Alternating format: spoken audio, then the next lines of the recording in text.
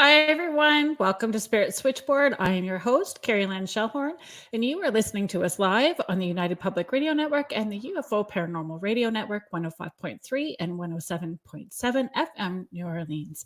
Thanks for joining us, everybody. I am really excited about my guest today because it's been a year I've been with UPRN. And this is the first time that I'm having our network owner, co-founder, international director, spokesperson for the international community for alien research, ICAR, host of UFO Undercover, Joe Montaldo. Hello. Hey, how you doing? What you're doing there? I like those intros. I'm enjoying myself hanging out with you. I love, some of my favorite interviews is when I get to do host on the network. I mean, I'm all over the place, but I like doing hosts. We have 40 hosts now. So is it 40 really? 40, and at the rate we're bringing on. I just introduced Michelle to 3 new shows, and I think she's got 4 herself coming on. It's going to be another 7. So we're going to end up with, by in midsummer, we have 44 shows on the network, over 50 hosts. So it's insane. And we have really good all different hosts. genres. It's not all paranormal. It's all over the place. So it's everything. We got self-help shows and how to be nice to your neighbor shows, how not. We even have shows on narcissists, which, I saw that one. It's funny because Dr. Rita, I'm sorry about that. I guess my alarm's going off. Dr. Rita Louise is a friend of mine, and she likes to come on my show and Michelle's show. And she wrote a book on narcissism because her last love of her life was a narcissist. And it gets a little crazy sometimes. Because somebody asked me one time, are aliens narcissists? I'm like, well, no, I think they live on a different plane of existence than we are. A different way than we do, I guess I should say. It may not work for them that way. So that's super funny. Like, I spend probably way too much time stressing about shows. And I write, sometimes I'll have 4 pages of notes just in my head from things that I have researched. So one of the thoughts that I had today, because they randomly come in and out for me, when I was thinking about our time together tonight, I wrote down egos. If we're talking about free will and egos, do they work from ego as well too? If we're talking about altered states of consciousness, and I just had all of those thoughts sort of going through my head. But I don't want you to necessarily answer now, because that's how I run ADHD at the middle of the book, the end of the book. Now let's go back to the front. No, I'm bad about that. So don't feel. If you ever listen to the Grey Zone, one of the shows that Shell and I produce, it does about 3.5 million listeners.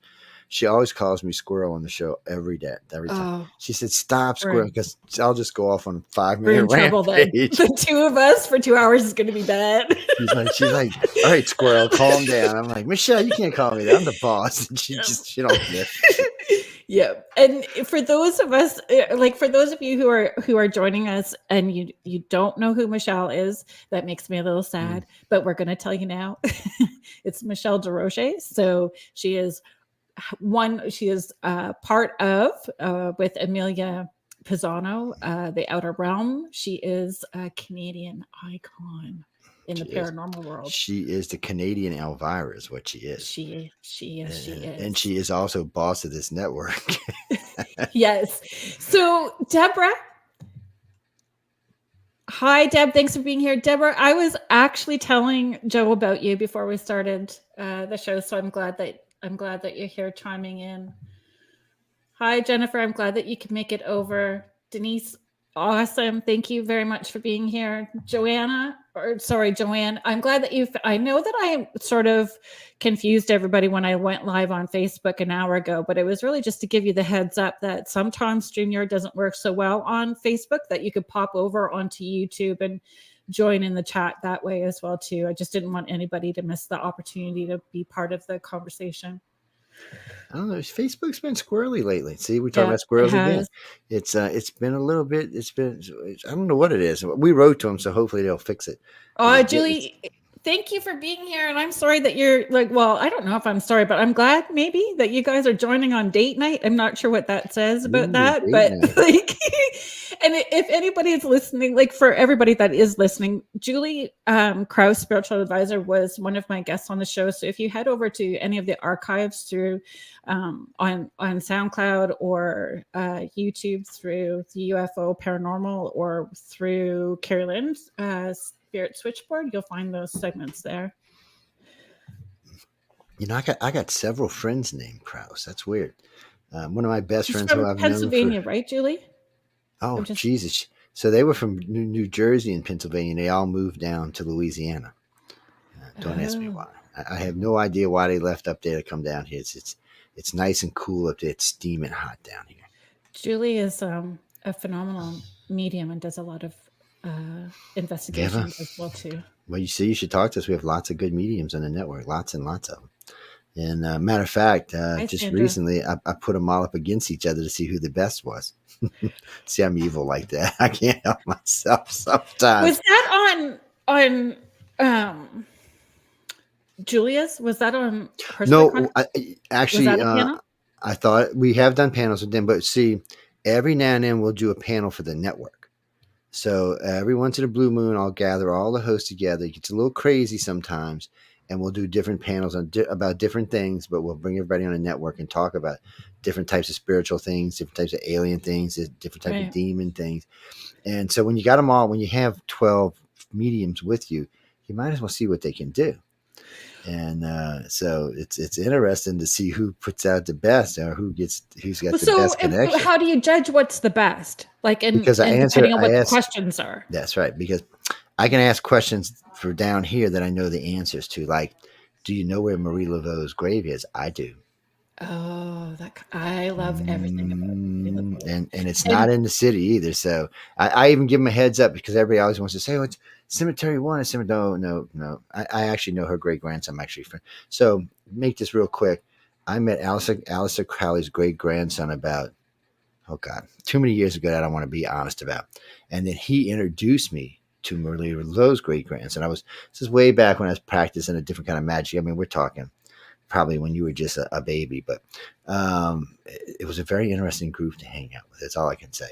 But he actually showed me where the grave is, and they own a house way, way, way, way back in the swamp, and they've owned the house since she was alive, and it's where she used to go do her stuff and put her spells together and get her different roots together, get her different herbs together. That's where she used to go. She couldn't do it in the city because if somebody caught her doing it in the city, she was liable to get hung or something. So that's where she used to go, and that's where her family buried her at. I know, huh? Isn't that interesting? Nobody knows that. Now y'all do, but most people don't know that. I love watching them go put the X's on the grave. Like, you dummies. God knows whose grave the X. It don't even say Marie Laveau on a grave either. I'm like, leave it alone. Actually, come down here to the haunted city. Probably the most haunted city in the country. It's one of the oldest cities in the country too. Right. There's lots of reasons why I would like to go there. Lots of reasons I would like to go there. Eventually, maybe sometime. It's something I have to make a point of putting on my schedule because, my calendar is pretty full. Like, even I try to do at least 4 charities a year as well too. And when I do the charities, I don't charge for my time, travel, nothing. It's all. I can understand it. I got. So between my own events and charity events, it's pretty hectic. I'm down to 158 lectures left this year. Wow. I've got 3 filming sessions left to do this year. And then I do stuff for like the network, and then I do stuff for local events and things like that. Sometimes I'll donate my time to local events, like if it's in New Orleans or Pensacola, places like that. Close. I'll do it. If it's close by and it's something I'm interested in personally, I'll donate my time. I like to watch them when they go through the Beauvoir Manor to see all the weirdness that's going on in there. Weirdness is good. Okay, so for my friends that are joining us and don't know much about, so Sean, thanks for being here. Sean is a host here with UPRN. He has a show on Sundays and Tuesdays. Yes, he'll be with me in just a couple of hours. Yes, tonight at 10, right? Yes, Or yes. He's bad, people. He's evil. into the night. He is not. He's one of the You got to. gentle, He's such a sweetie pie. gentle. He So is. He's a sweetie pie. when Deb was talking about muggles, it's non-magic folk. That's Those like people, 90% of the planet, but we're not. I'll be nice. I'll be nice. yeah, non-magic Well, it's folk. like when people tell me. So I got a question for you. So how do you think that everybody has psychic abilities, like empathic abilities and telepathic abilities and things like that? Because everybody always tells me this, and I always ask them why. Because I know a lot of people these days. Well, I feel everyone has it and then lose it. I think that it's like a muscle. You So use I'm it or gonna you tell lose you it. all the secret that anybody can do. We do this all the time. iCar started doing this 40 years ago. We'll go to a mall and we'll set up a sign. Would you like to be tested for psychic abilities? We'll just take a deck of cards, usually colored cards, because I like to use certain colors, and I'll put them on a thing. 90% of people who take the test fail it miserably. Not just fail it, but miserably. So we'll let them do it like 10 times. They might get it right once. Even though they know the colors of the cards, they still might only get it. So, but someone who's gifted will sit down there. It doesn't matter. Green, yellow, yellow, green, yellow, green. And sometimes before I even get the card down, it's, oh no, Joe, Yeah. that one's going to be green, but it hits a thing. So those are gifted people and they have true gifts. So for us, we won't even consider someone says they've been taken if they're not at least empathic. It's a thing for the organization. So if you're not empathic or telepathic, we don't think you've been contacted because that's one of the things that they're adjusting and watching us. So and that's one of the reasons we started testing, because everybody kept telling me, well, no, Joe, everybody has this ability. And I just couldn't find it. I mean, we have large groups of people that we work with, and I just couldn't find it. So I said, you know what, I'm going to just start testing. And it wasn't just me. I had several groups of our organization go out and do the same test in different locations in the country. Not, matter of fact, in England and other countries besides that. And we just weren't getting the results we thought we would get. So even if you were latent, there should be something, maybe 30% right, maybe 4%. But no, it just wasn't showing up. So until somebody can show me something that's much better, I'm kind of on the side that only really gifted people get it. And I would bet you money, it doesn't matter what field you're working in, paranormal, wherever you are, if you are telepathic or empathic, you've been taken. So that was a question that I had. Because when I call it coming out of the witchy closet, right? So coming out of that witchy closet. Coming out of the closet. Yeah, I've been saying that for decades. Coming out of the closet. Yes.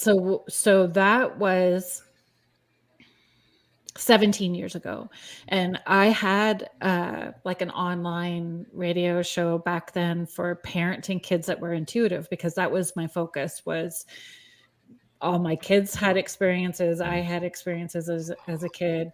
And that's sort of where I started. And the buzzword back then was indigo children. Everything like, and I find lots of people will use those buzzwords and not really understand or know It's true. What they mean. What it means exactly. What they are, like star children and indigos. There's several Star words out seed. there. Yeah, star seeds, that a lot of them really just overlap each other. But for some reason, most people don't understand, and most people don't even really. They want to know, but then they don't want to know. So that was me last summer. Honestly, Joe, like I found a book. So I'm a book person, ferocious book reader. And the book was by Mike Cleland. Oh, Mike's a friend of mine. Yes, we go way back. But go ahead. I'm sorry. I know you go way back because I listened to his very first interview with you, and his interviews were very short back then. They were maybe 45 minutes to an hour. Yours was 3 hours. He had to extend it to a second segment because it was so long.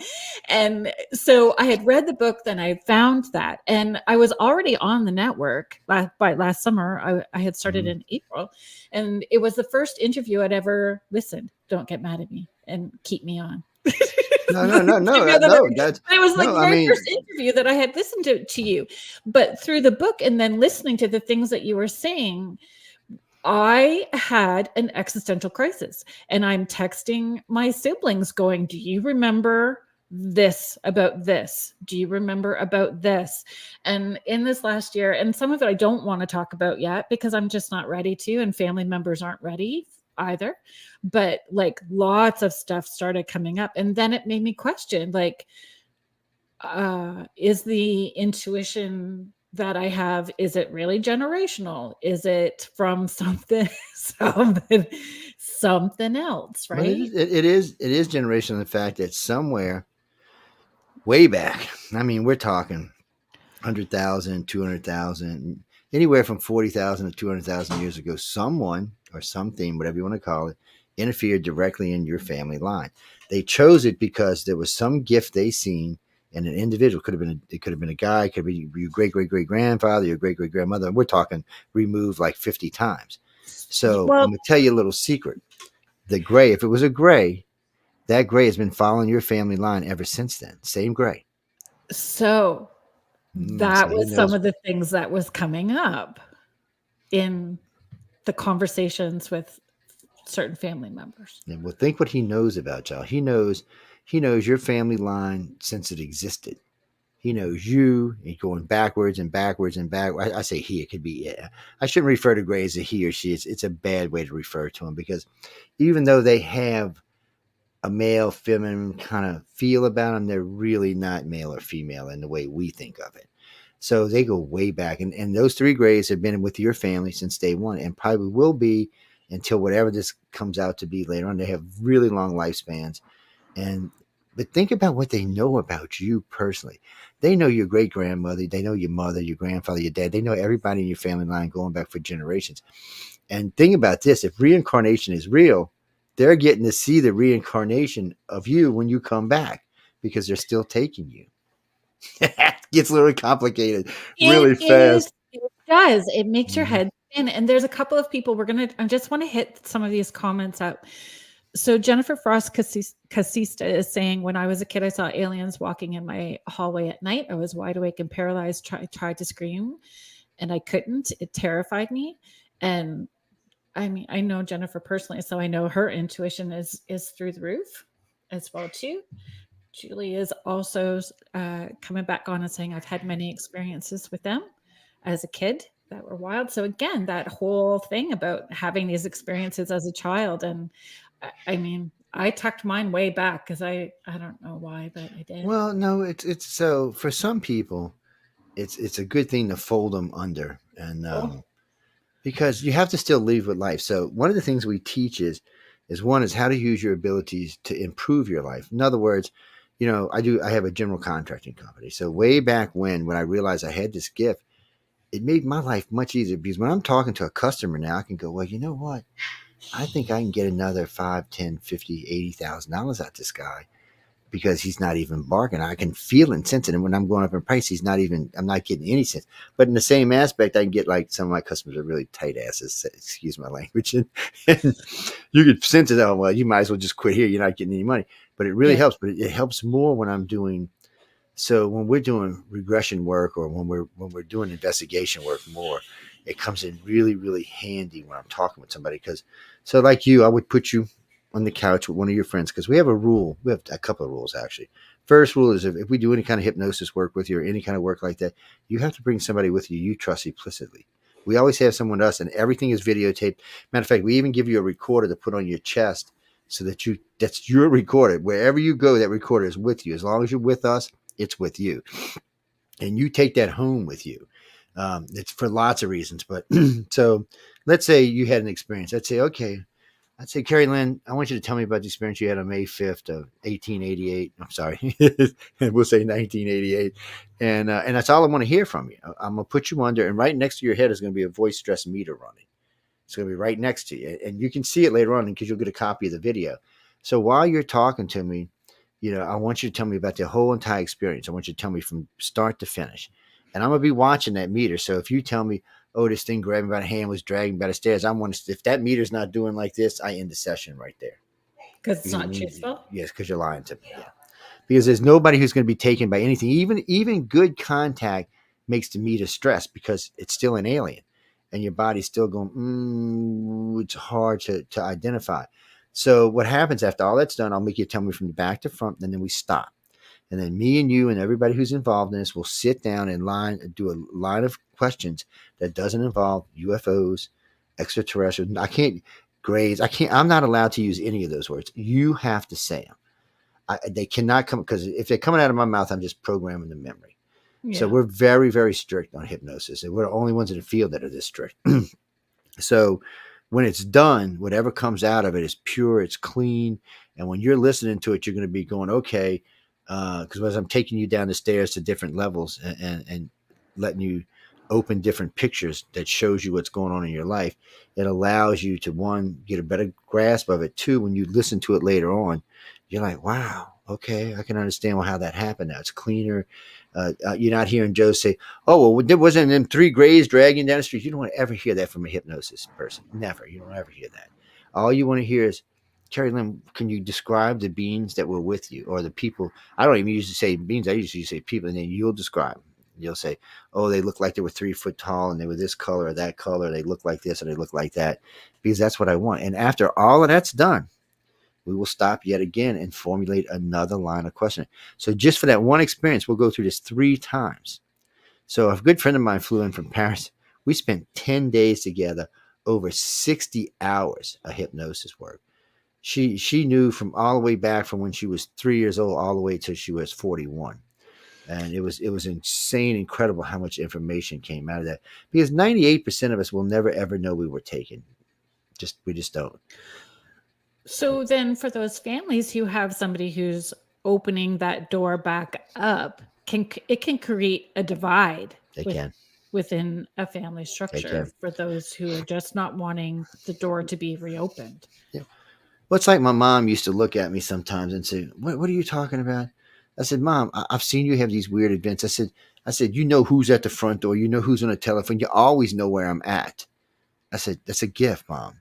Oh, okay, it's a gift. And my grandmother read tarot, and she knew there was something weird going on, but she never would get into it deep. My mom never wanted to know. It was too much for her to understand. She didn't want to know. But other members of my family did, because things would happen to them that they couldn't explain. In the old days, there was a lot of missing time. Well, today, missing time isn't really real anymore. Not like it used to be. Believe it or not, the aliens actually got smart and realized things like missing certain things we used to do to find out if it was a real case. They don't do anymore, because guess what? It's like cover memories or looped memories. Today they don't use cover memories. They use loop memories. Say like you drive every day. You got a habit. It might be vacuuming. It might be driving. It might be going to get a pizza. It could be anything. Something you do on a regular basis that you never think about. So they'll just loop that memory in their head when they take it. You never question it. As far as you know, you never knew you were taking. It's just a loop. We've busted them on this a couple of times now because we've gotten lucky, but it'll just loop instead of that. And we spent a decade with these cover memories, and we found out that weren't they. Well, okay, you know how people say, "Oh, I saw a deer," or "I saw a owl," or "I saw something like that." So people always thought that was cover memories, but that's not. That's trigger memories. Even this flying saucer is a trigger memory. So what they've done is so the people, so like someone like you, so they have you on the ship and they're talking with you and you're doing whatever. Well, somewhere along on the ship, you've chilled out. You may be helping a kid on the ship. You might be helping another woman on the ship or a guy on the ship, helping him to calm down and understand. So they want people like that. They also want communicators that go out there and talk about this all the time. So those kind of people, they leave trigger memories. And the trigger memory is simply something to let you know it happened to you. So that's interesting. I'm going to read Sandra's comment first. I just want to acknowledge it. And then I'm going to tell you what that means to me, what you just shared. So Sandra Sharp is just sharing, is there someone there with you? Can you describe who's with you? And she's saying, I'm a hypnotist too. So how she would phrase those questions. And Sandra's also extremely intuitive. Jennifer is sharing again. My grandma read tea leaves. I used to love doing that with her. I think I was the only one of my siblings that she did it with. I know my son has my gift too. My great grandfather read tea leaves and witched for water wells and all that kind of stuff. Teresa Chalmers is just showing us, I swear I've seen them near the Strathroy area in broad daylight, which is you can see them in broad daylight, they don't. In Ontario as well too. So 2 things with that. When that first when the first weird experience with a deer happened for me, which I've had the owl experiences as well too, which is what triggered everything with my siblings, those conversations that I had. But the deer memory, it was a weird experience that I had, like very weird experience that I had. And at the time, it didn't feel scary weird. It felt, but I was kind of on that spiritual journey already. And I was already kind of talking about it and doing sessions and being asked to talk and stuff like that. And I thought it was my spirit guide. So I just went, well, that was pretty weird. It was comforting. It was comforting. It didn't feel scary, but now I see it in a whole different light than what I did 15 years ago. Well, it's freaky. And little secret, not all spirit guides are spirit guides. Some of them are extraterrestrials. Oh, I know that too. Because I had a different experience that way too. Yes. Well, people get mad at me when I say that, though. People get really mad at me, and I'm like, guys, No, I'm I not the agree with one you. doing it. I can't help it that they I agree with you. bamboozle us every once in a while. I mean, that's what they do. Especially with kiddos with disabilities, or because or that, I mean, from my perspective and my experience, that's where I can speak from, right? And that's when that intervention came, that was interdimensional for sure. When we were talking about when I was needing support with my kiddo that's in the autism spectrum, it was very clear that it was coming from not necessarily a spirit guide that I would see as an ascended master. It was definitely an interdimensional being. Well, children, I shouldn't say that. So, children pick up on this easily. So, if I had $1 for every child, we actually have special people in the organization that deal with children. So, if I had $1 for every child that told me, "Oh, my bug-eyed gray friends," or my and they don't call them gray, but we're not going to get into that right now. But or my reptilian friend or my human friend, they consider them friends. They're not scared of them. No fear starts with extraterrestrials till puberty, and it only lasts from puberty to about age 28, because that's when, for some reason, whatever they need to do in there may not be conducive to humans in the way we think we should be treated. It's the same way we treat animals, so we can't really bitch, but people tell me, well, it's not fair. I said, well, we go out and tag animals all the time. I said, and they just look at us, and we're not as evolved in them, so they look at us differently than it's like when Monsignor Balducci told me that they were closer to God than we were. I was like, wait, what? That took me back like 10 steps.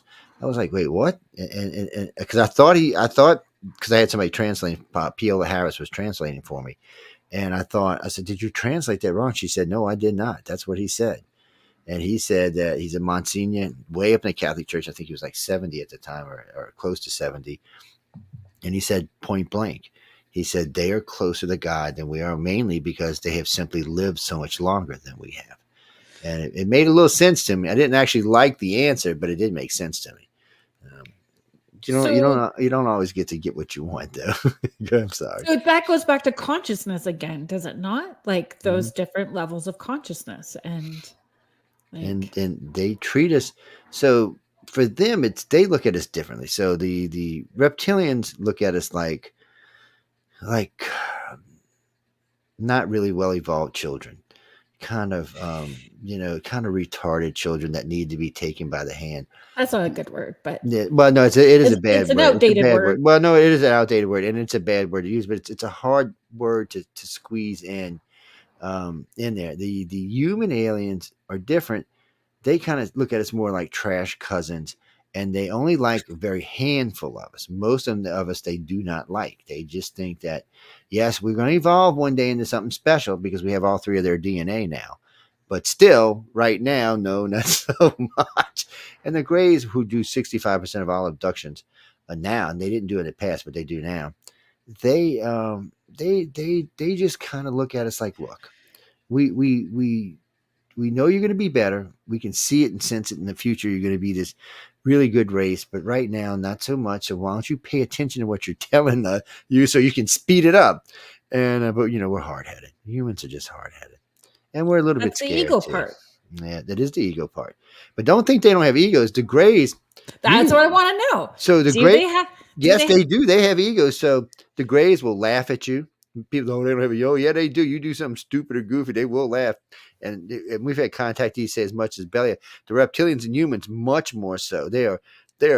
So when it comes down to us, we are probably out of the three races that come here, we're probably the closest to the reptilians. And the way we act, the way we behave, the way we handle our families. They're very family orientated. They're very God orientated. So, and they do believe in some of the things that we believe in. And they think that humans one day will be the superior race in the universe, except for maybe light beings. Because somewhere along the line, the humans started abducting us first. The Greys started abducting, I mean, the reptilians came in and basically just interjected their DNA. And we can talk about that in a little while. And then sometime later on, much later on, the Greys came because I guess the Galactic Council decided, ooh, there's going to be a war on Earth between the reptilians and the humans, so we're going to send the Galactic Policemen, which are the Greys. See, when I got involved in this, I always thought the Greys were the idiots. They worked for the reptilians and humans. I found out, oh, how wrong I was. And we are the only organization in history that will go back and change something because we had to. One, Greys aren't gray. That's not the color of them. Two, they're very much more intelligent than the other two races, and their brains are so much more powerful that people will tell you when a reptilian walks into the room, even with a little 3-foot gray, he will bow his head as he walks by the gray because he's scared of him because the gray will mess him up. So it's one of those things that we didn't know all of that in the beginning. That's all stuff we had to learn down the loop. so that was there's 65,000. Is that correct? How many cases have you? Okay, so right now, currently, we have 124, it's either 124 144,000 cases on file. And And is and the that where, like, when you're learning about species, because that was one of the questions, like when you're identifying species, is a lot of oral stories and recollections that are lots of accumulated BS, from yeah. doing investigations. Yes. And So first off, you have to have X amount of so like the tall whites, Charles Hall's tall whites is a perfect example. When this came out, he was the only one that talked about it. So I mhm. personally believed that he believed everything he was telling me. I just wasn't sure that this was real because there was just no evidence. There was nothing but what he said. Now later on, we had some state troopers come forward. We had some limousine drivers come forward. In the end, we ended up with about 30 witnesses and really good witnesses, people who could lose their careers. So we understood that, yes, this is a race, but this isn't a race evolved with what's going on. These guys are here. They cut some kind of deal with us. We're like a parking lot for them. So they park out at Area 53. They swap us a little technology to be able to use that area and stay under our protected wing. And they go and come, whatever they're doing. And even the military don't know what they're doing. They just go and come, go and come. They're not a threat to us, and they don't want to be a threat to us. But they're not near as advanced as the reptilians, humans, or Greys. They're just a race. They're probably because people don't realize it, but Earth is way out on a spiral arm, so we're a good place to jump from place to place. So if you're here, you can jump to the next arm. It's just a jump. It's not like you got to fly halfway through the our galaxy to get somewhere. And our galaxy has now been upgraded to 160,000 light years across. So and if you wanted to jump to Andromeda, which is I think 1.2 billion years away now, it's a good place to jump from. We don't have the technology to get there, but these other races do. So they jumping in between and moving around our solar system and moving around our galaxy in a much different way that we can even conceive at the moment. Which is why we have to talk about, like, raising your consciousness and understanding, going from, like, And it's it's a good thing to traversing do. space and It time. is. Well, if you can put your so how can I explain this? So with the Greys especially. So when they take you, they act like I hate to say it like this, but they act like proud parents. When you reach their mind with some kind of telepathy, they're like, "Oh yeah, look at this. Look at mine's. Yours is screwy, but mine's working." It's really weird. It's really weird. So I'm gonna tell you a little secret that we don't talk about much. So the organization cheats a little bit. We have so many contactees. So if we get something that we need, if we get it like a piece of evidence that we just can't figure out, so we'll find 50 of our contactees, usually the ones that are very gifted, that have a size scale of over 8, and we'll give them a question. Now they don't know each other. None of them know each other, and nobody knows what the question is. So we just give them the question, and we tell them repeat it, repeat it, repeat it, repeat it, repeat it, repeat it, repeat it. Because whenever the gray or whatever alien this is takes them, it's automatic. You're going to beam it in their head automatically. Well, the grays think it's cute unless it's a question you shouldn't ask, and they get pissed. And there are, ladies and gentlemen, there are consequences for this sometimes. They're not going to kill you, but they may scare you so bad that you might not want to think about doing this for a long time. But most of the time, what happens is they just answer the question. Like the blue plasma, we got this blue color from, I don't know, 1,000 contactees. It was driving us crazy. We couldn't figure out what it was, so that's what we did, and we found out what it was. So every time somebody went in, they get taken, they would beam it in the grays, the grays would just repeat it was a blue plasma, and then tell them what it was for telepathically, and not erase it because it's not something that was a threat to the grays. And they didn't mind humans knowing what it was. So we got information like that. And then we realized it worked really well. So a lot of stuff we couldn't figure out, we just cheated. But every once in a while, we would stick our nose where it shouldn't belong, and it would get slapped back in the book, like slammed in the book. And that's part of their ego too, because they were like, the Gray's ego is a little bit softer than ours and the other two races because they've been around longer. They're probably a billion-year-old species, but they still have it. And they don't like being snookered, not even a little bit. They don't like being lied to. And when they want you to do something, they expect you to do it. And if you don't, well, you can be a little irritated. There's lots of horrible things they've done to humans. Not so much in the fact that it's physical. That happens between puberty and age 28. There's a lot of physical stuff happens in there. That's where almost all the missing baby cases come from. We had over 5,000 of these cases that we interviewed. I did this when I was with MUFON. And all these cases, we'd go to people, we'd go see the doctors, and the doctor tells us every time, oh, they were definitely pregnant. Here's the stuff. But Joe, it's worse than what you think, because I'd ask them spontaneous abortion, this, I'd list off a whole. Oh no, it was none of that. All their hormones are correct. So they were pregnant yesterday. They came back today, and no, not only were they not pregnant, but everything in the body was balanced just where it's supposed to be. Because usually when a woman loses a baby, it takes a little while for all the hormones to pop back into place. Oh no, that's not what this was going on. It was instantaneous. So we were like, well, what the hell? And then we realized what it was. Rachel's eyes, I can't remember her name, helped me understand this. She had a child. The book is out there, Rachel Eyes, by the way. She had a child that was a hybrid. The government knew she was a hybrid. They used to bring, she was in college. They would bring her this special food because she couldn't eat our food. She looked considerably different than we did in the fact that she was taller, thinner, and she was more fragile, but she had ungodly telepathic abilities. She even had telekinesis, which humans don't possess yet. So the government kept a sharp eye on her, and they talked about her in the book quite a bit. And then one day in college, she just disappeared. More than likely, the aliens came and took her because. So these other children we're talking about in this, what it was is if you were a certain point, you couldn't stay here. They took you.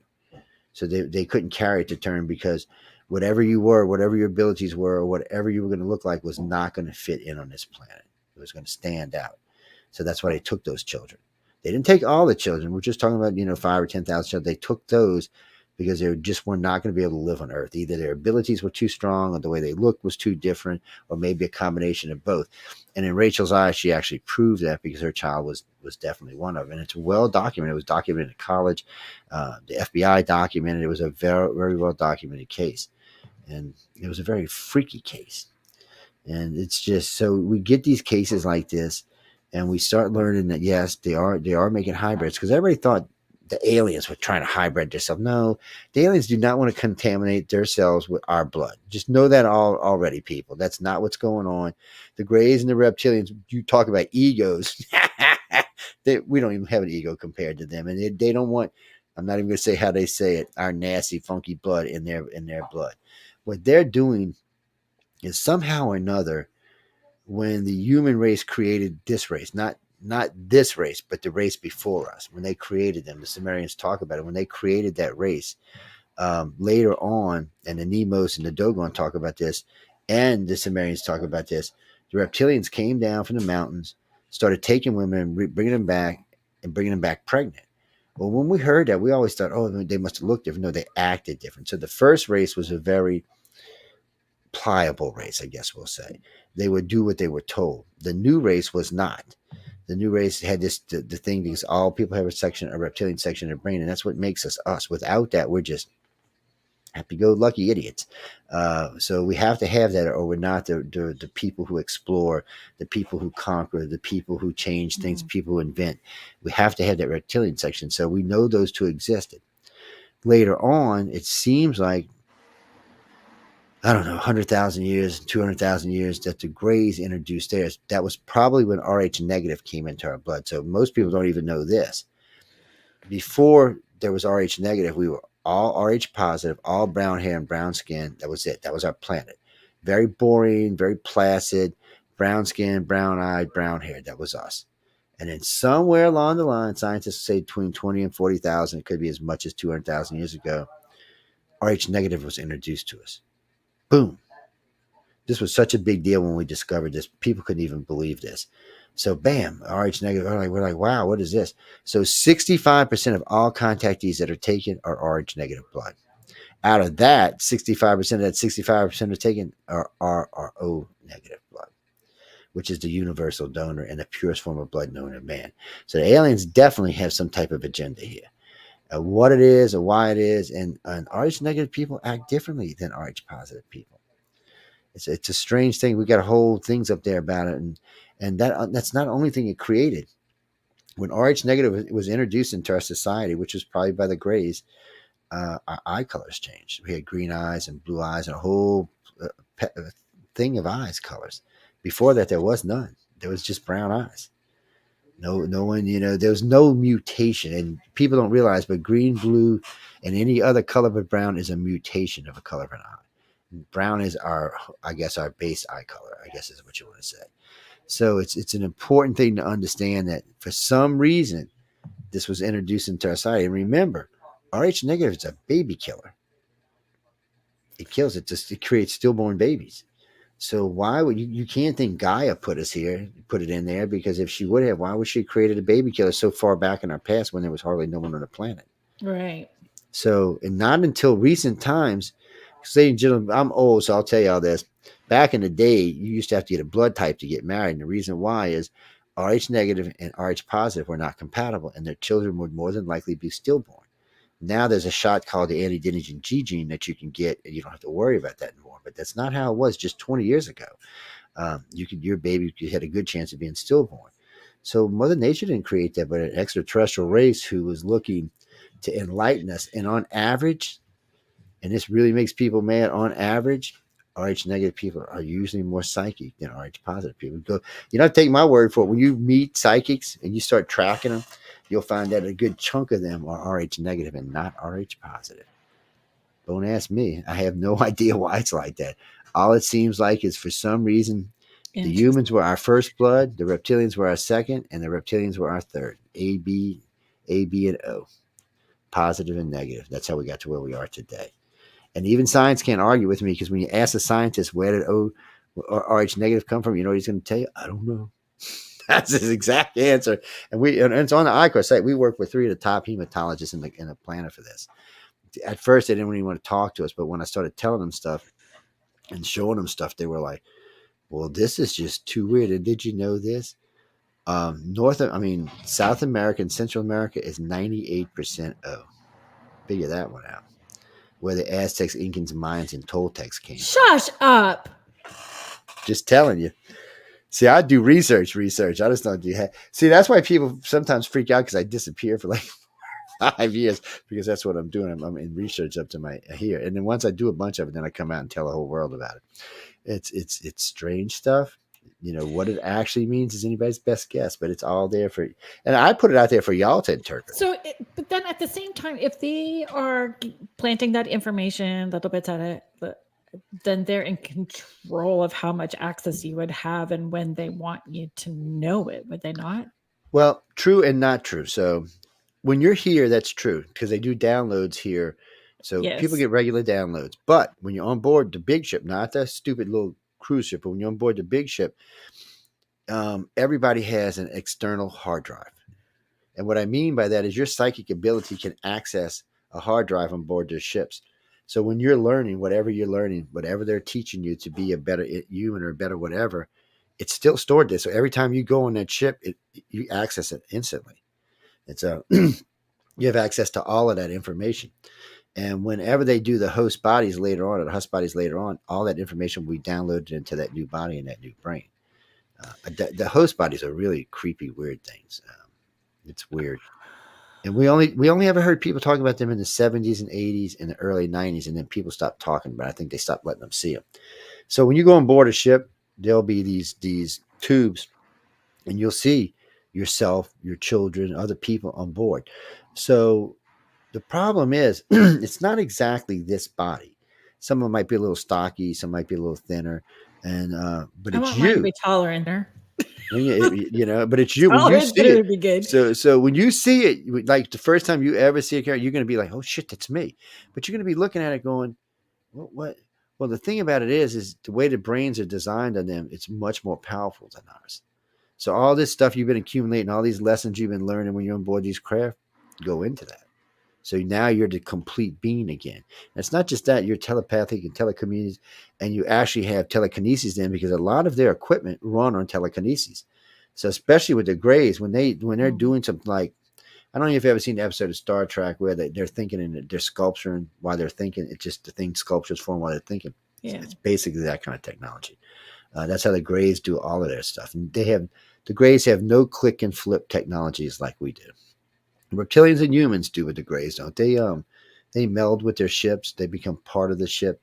Anytime they need anything, they just think of it and it comes out of the wall. It's made as it goes along, and up to whatever it is they need. It's a technology and their ships are alive. They're not. There's weird stuff, man. I mean, the more you get into Greys, the more you're like, holy, what the hell is this we done stumbled into? But you learn. And again, we all thought they were the dumb idiots in the beginning. So it's the whole thing. And so just the more that people come forward and share their stories, right? So Yes. you just have more of that information. Teresa, I see that comment. I'm just not sure where we were fitting that in. Sorry. We can go back there and I can ask it if you want. She said, sorry, that question just popped into my head. I don't know Whatever it is. why. She was asking about when we were talking about RH negative. Oh, negative. It's interesting about Hitler because in the turn of the 1900th century, Germany was by far the most advanced country on the planet. It wasn't America. It wasn't anybody in Europe. So they were given a saucer. We know this now for a fact that the Germans were given a saucer because between 1911 and 1916, they were building saucers all over the place. They were building them like tanks, like boats, like planes. They were just trying to emulate what they had had. We also know now that the Roswell saucer we crashed and we got from the Germans at the end of World War II. We confiscated that thing and brought it home. We kept saying, everybody wanted to make these big stories about lightning knocked it down. So wait a minute, this thing can fly through cosmic space with radiation that would wipe our whole planet out. But you're telling me lightning's going to knock it? No. There's nothing on this planet that could even phase one of those saucers.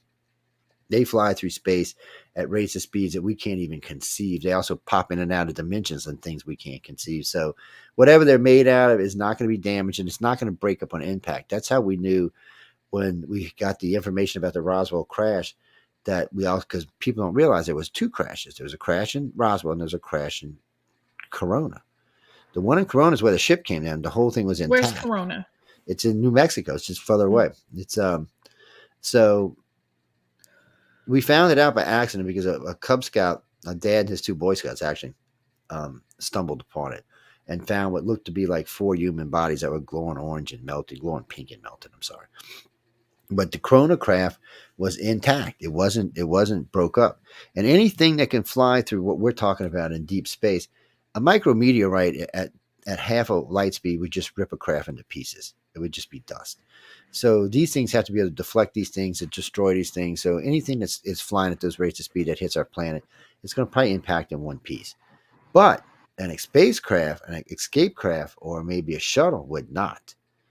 And so what we seen at Roswell looked like it may have been some type of, it was either an escape pod or a shuttle. And we know that now because of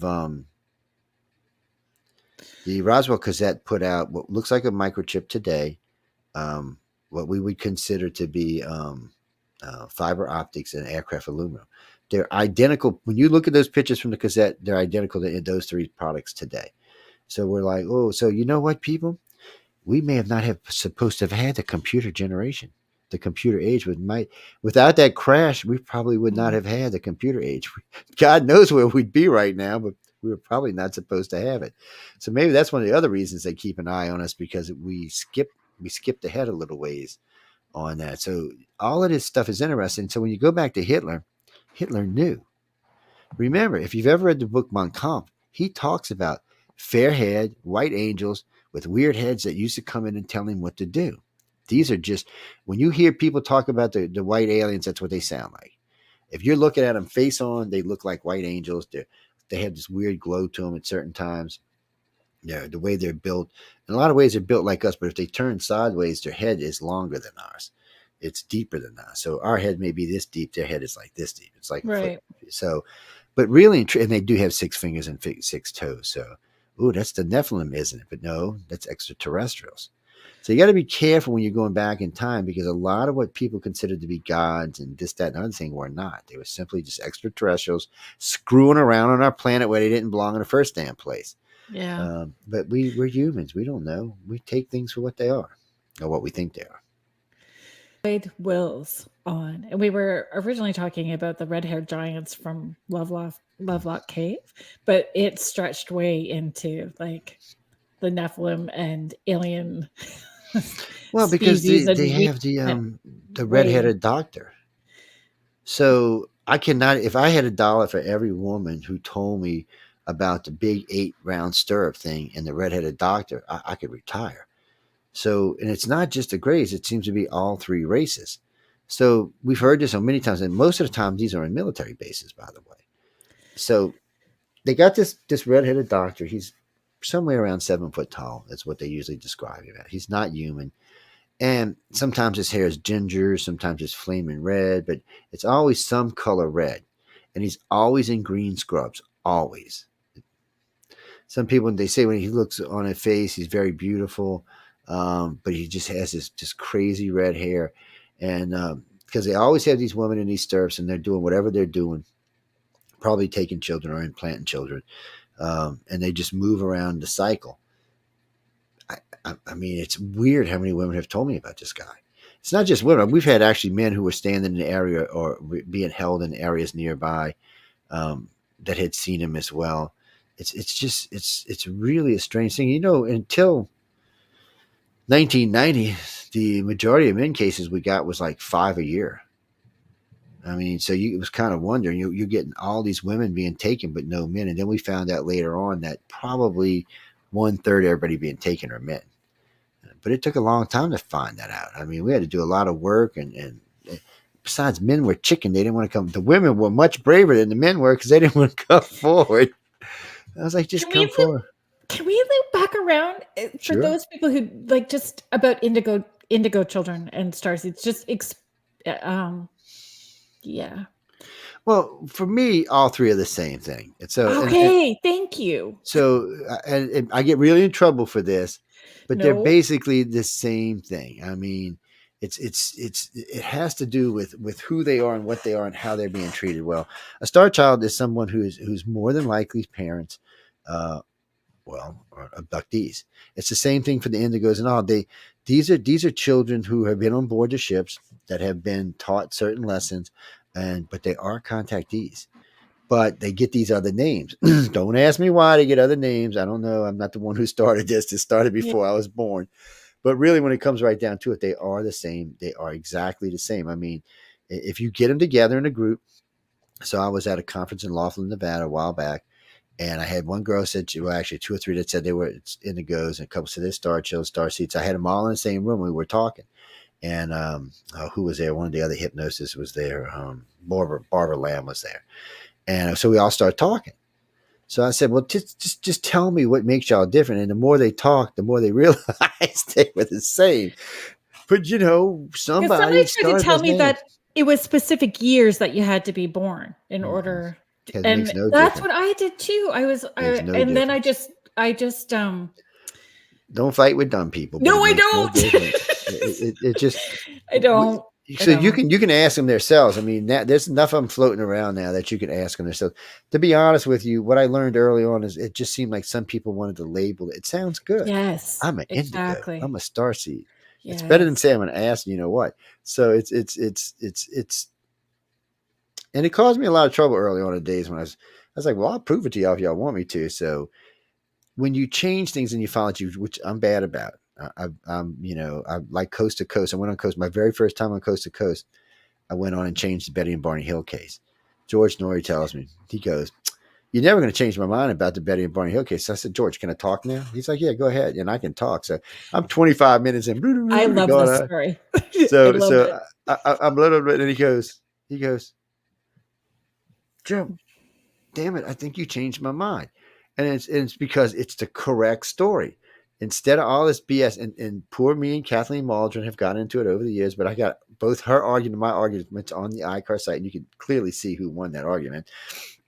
Because Betty, when you listen to Betty's description of what went on that ship, she talks about pull down maps. Her words, not mine, pull down maps, swinging doors. Really? Razors that take skin samples, scissors that take hair samples, needles that take blood samples. They walked up, yeah, they walked up 4 stairs to get into the craft. But worse than that, something hit their car like a magnetic thing and shocked their car to make it stop. And then 4 guys dressed in black shoes, black pants, black shirts, and black duck bill caps came out and brought them into the ship. That does not sound like X. I'm sorry. That is not ET. So when I got into Simon's hypnosis tapes, I started seeing if I could find where the hotel was. And then I couldn't. So I went and got a bunch of their interviews. And she was asked many times, and so was he. So, what hotel did you stay at, Mister Hill? Oh, we can't remember. Well, where'd you have? When they had breakfast across the street, by the way. I don't remember the restaurant or the place. And then later in that day, they asked for this is classic alien abduction 101, just classic. She describes him as a white, chunky Irishman cop, and Barney describes him as a thin black police officer. Same car, same time. Don't ask me, man. It's just not even close. So it came down to find out that what really happened was is they were abducted in Canada and military abducted in the United States. And of course, I sent ripples in the field because I was, you know what, and I was a bastard for saying all this. And you can't go around changing. Well, yeah, you can. When you did the case wrong, you need to change. I tell people all the time, if you find me make a mistake, don't even qualm giving me a call. You're not going to hurt my feelings. I mean, I'm in this for the truth. I'm not in this for the BS. So Well, and this is it. If you're in it to educate, to research, to educate, to understand and properly investigate, then it's okay to say, okay, this is what I knew then with what I had. And now I have more information. Now I'm seeing it from a different way, and it's okay for me to change my mind. It's and much that more was the thing. transparent that We way. had way more evidence today. We had more, and then what Kathleen did is so she went and wrote her book, and she changed the story. She said, "Oh, it was digital TVs and stuff like that," which still wouldn't have mattered because the type of technologies the aliens use is not something that's going to be on a stand sitting in front of it. It's into the walls. It's just their technology is just so far more advanced than ours. It's not even funny. And a lot of times you'll just see a plat and they'll touch it and it lights up as a screen or to light up as something else. It's just they have multiple technologies doing the same thing. So it's much different. And for some reason, I know she just wanted to write a book. And then later on she admitted that they were being Millab, but she didn't want to admit that case was. So here you go. Barney, Betty wasn't even a contact you guys. This is what got me in trouble. So Barney from a young age had military officers following around. He knew 3 colonels. Knowing colonels is, ordinary people don't get to meet colonels. They just don't usually associate with ordinary people. It's just they think they're above that. He had a colonel living in his house. He was best friends with 2 colonels. He was married to a white woman and invited to speak at the White House, and all he was a postman. And back then, it was not a good thing to be in an interracial couple. Today, it's Yeah. fine, but back then, it wasn't. So you're thinking the whole time. Well, then we find out that Barney, from a young age, had been telling people about these weird dreams and these weird things that were happening to him. And that's when the military took an interest in him and had been following him his whole life. So they knew when he was taken because they were watching. They knew when he was taken in Canada. That's why they were waiting for him when he came into the United States. And instead of just knowing it's the truth, no, we're going to argue about it, but it's what happened. And now I don't know if it was the very first, but I can tell you it's the first MILAB case we know of. I'm not saying there wasn't more before, but that's the first Right. one that we actually know of. And instead of taking it for what it is, and so I tell people all the time, I said, don't read Kathleen's book. Go listen to their interviews and see what they say. Don't listen to it secondhand. Listen to it firsthand, because there's still tapes out there. You can still go listen, and you can still find some of Simon's hypnosis stuff. And in Simon's stuff, you clearly hear 3 sets of memories. So you knew right off the bat that there were their memories, there were the memories of the event on the aliens, and there was the memories of the event of the military abduction. So, and when you listen to him talk about it, you don't hear Betty getting scared, but you hear Barney screaming. I mean, screaming, because he was the one who had came in contact. And then when you listen to Betty talk about being on whatever they were on that day, oh, some guy with a big nose hands me a book, a paperback. Oh no, a hardcover book. I'm sorry, and hands her a book to read. I'm like, oh, till this day, I have never heard an abduction like that before or since, ever. Yeah. And I've got more abductions on case than anybody does, and it's not even that. I work with at least a dozen other researchers um, that also have never heard of that before. And when you hear the scream, like when somebody's doing their hypnosis and that screaming, like that, you There ain't no doubt visceral. about it. Yeah, I It's was visceral. when I was working with my friend from Europe. She was like, "We're going on and on and on," and then so she fell in love with this alien, by the way. So it was a reptilian, and he had the ability. Reptilians have the ability, just like Greys, to make you. They don't physically transform their bodies, but they can make you think they do. So So I saw somebody that, and this was a long time ago, mm, 16, 16, 17 years ago, public speaking, doing a presentation, and I watched and I turned my head and looked back, and it was, I got up and left the room yeah, you because should. I went, and that was a reptilian. Whoever It this is. person is not a person. That's a reptilian. It was like I don't even know, glimmered. It shifted really quickly. Somehow or another they can offset. It doesn't matter what the distance is. It's for Mm. some reason when you look at them, that's what you see. So under the hypnosis, I said, I'm going to tell you what. No, don't look at him. I said, what I want you to do, I want you to reach out and just rub your hand across his arm, touch his arm, tell me what you feel. I said, no, just don't think about what he looks like. Just reach out and rub your hand on his arm. And she's like, it feels cooler than my hand. I'm like, really? I said, well, if it's human, it should feel warm to the touch. I said, so what do you got there? I said, now just squeeze and tell me what you feel. And the more we did this and the more exercise we did, eventually um, she popped open her eyes and he was just standing in front of her. This guy was 8 foot tall, probably 700 pounds, easy, big, huge. And she still, even after she's seen him, she was still in love with him. Well, there's a feel.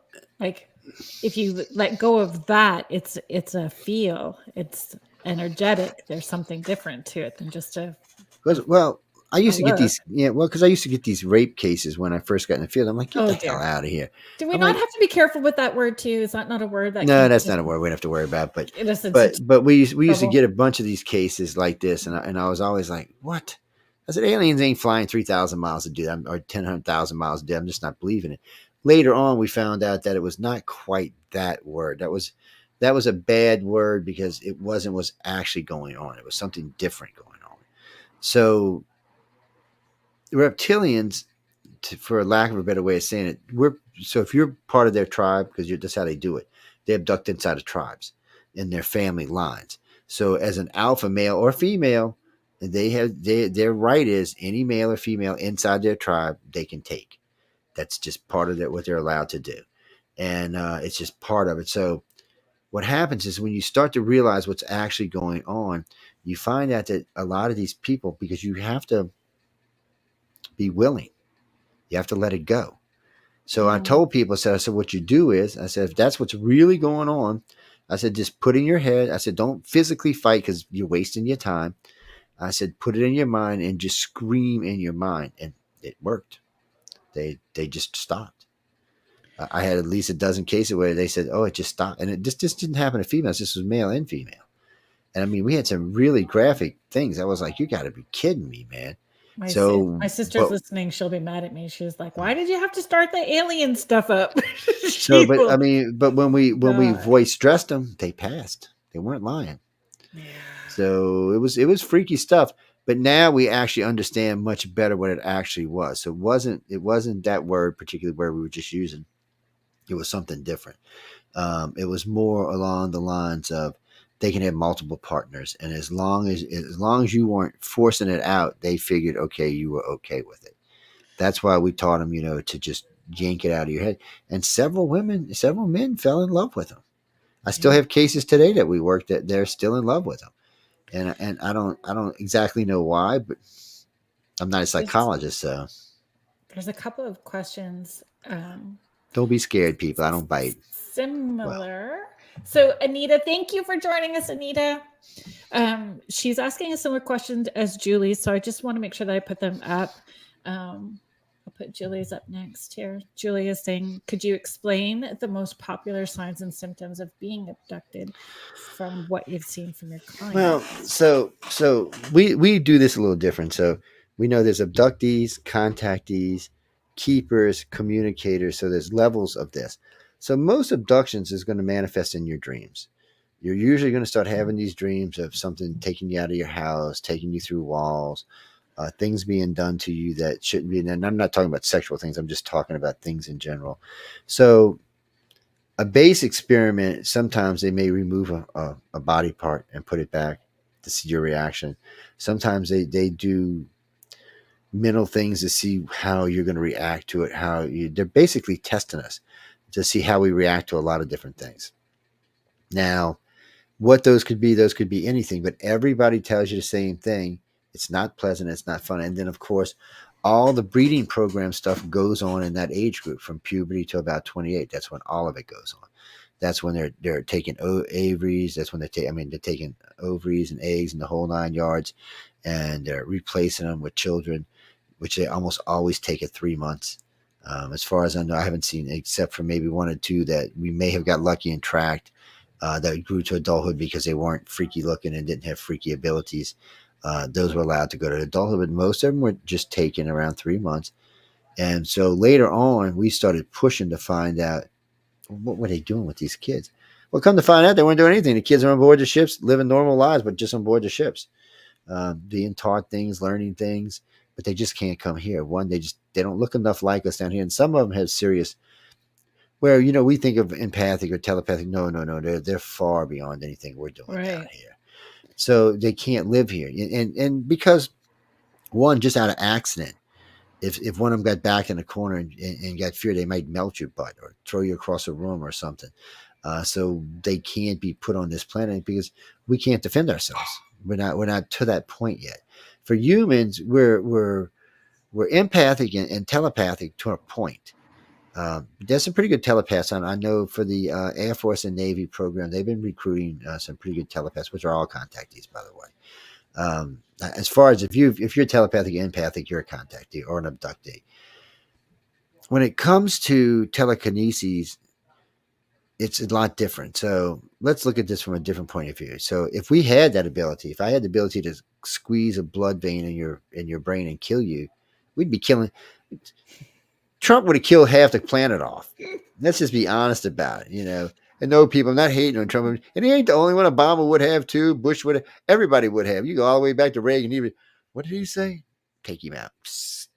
And so we're not to that point yet. And somebody would have claimed Randy's $1 million by now. Oh yeah. But so we haven't quite reached that level yet. And the reason why is because we need to develop as not just as individuals, but as a planet. So think about telepathy on a grand scale of 8 billion people having it. Oh my God, they'll be fighting, cussing. You're walking down the street, somebody's looking at you when you're walking by. They might be thinking something good, might People's something thoughts are naughty. really Yeah. loud. Yes. So you have to be careful with that. And one of the things we teach empaths is how to control that ability because, telepaths are a little bit easier because they've had time to develop it usually. Empaths can either send or receive or both, but most of the time they're either a sender or a receiver. So this is an easy experiment. If you've got an empath around you in your life, take them to the mall or take them to where some people, a group of people standing around. Whatever mood they're in, if they're a sender, everybody in that room will be that mood. Everybody. It instantly, within like 5 minutes, everybody in the damn room will be in that mood. But also, you can watch one who's a receiver, and it or she might start going through a realm of emotions because they're experiencing all the emotions of the people in that room. A lot of times they end up having a lot of psychic problems or emotional problems, and find themselves dealing with psychologists because they just don't understand what it is. Once you know what it is, you can control it. Once you know that it's somebody else's memory and not yours. So, an empath will be sitting there and they feel this emotion, which they know is not theirs because 5 minutes ago they weren't feeling anything like that. But it's still a real emotion that has to be dealt with. You're still feeling it. And you have to know how to control that or how to block it or how to send it back because you never know what the idiot sitting next to you is feeling. He That's might have right. just, And that discernment, right? yes. Discerning where it's coming from. And you do because I mean they may have just gotten divorced. They may have just committed a crime. It could be anything. They might have just been watching some stupid movie and they've been laughing and you can't figure out why you keep giggling like a school child because you just can't stop it. It's because of the person you're close to. And it's not what makes it worse is relationships. If you're with a partner who is not an empath, odds are there's going to be problems in the relationship. So I don't explain this, but when two empaths live together and they hit the same meld, there's nothing quite like it. I mean, you experience everything, not just sexual things, but everything on a different plane. I mean, it's like the two souls are actually swimming around each other, so you're experiencing each other. So it gives you a whole different look on life. It gives you a whole different look on everything, and anything hateful or pleasurable is intensified. Jesus, 1,000-fold. So Right. all of that you have to understand, and living with an empath can be the greatest thing in your life. It can also be the most horrible thing in your life. So you have to understand, and we try to educate people as much as we can. But there's not that many of us, and it's a big planet with 8 billion people, and out of that, a good well, according to Alfred Weber's math, 1.5 billion of us are probably psychic and empathic because that's the contact-D ratio. That's what they think it is. And I think that's what, and correct me if I'm wrong, Julie, like those signs and symptoms that she's talking about, is it, she's saying I had these memories as a kid and she's super intuitive and she's doing this work, right? She's being of service, which Yeah. I have a whole different viewpoint and perspective of how I've when I'm saying Huh? I'm being of service. I totally have a different perspective now from what I did, 10 years ago from being Yeah, of because service.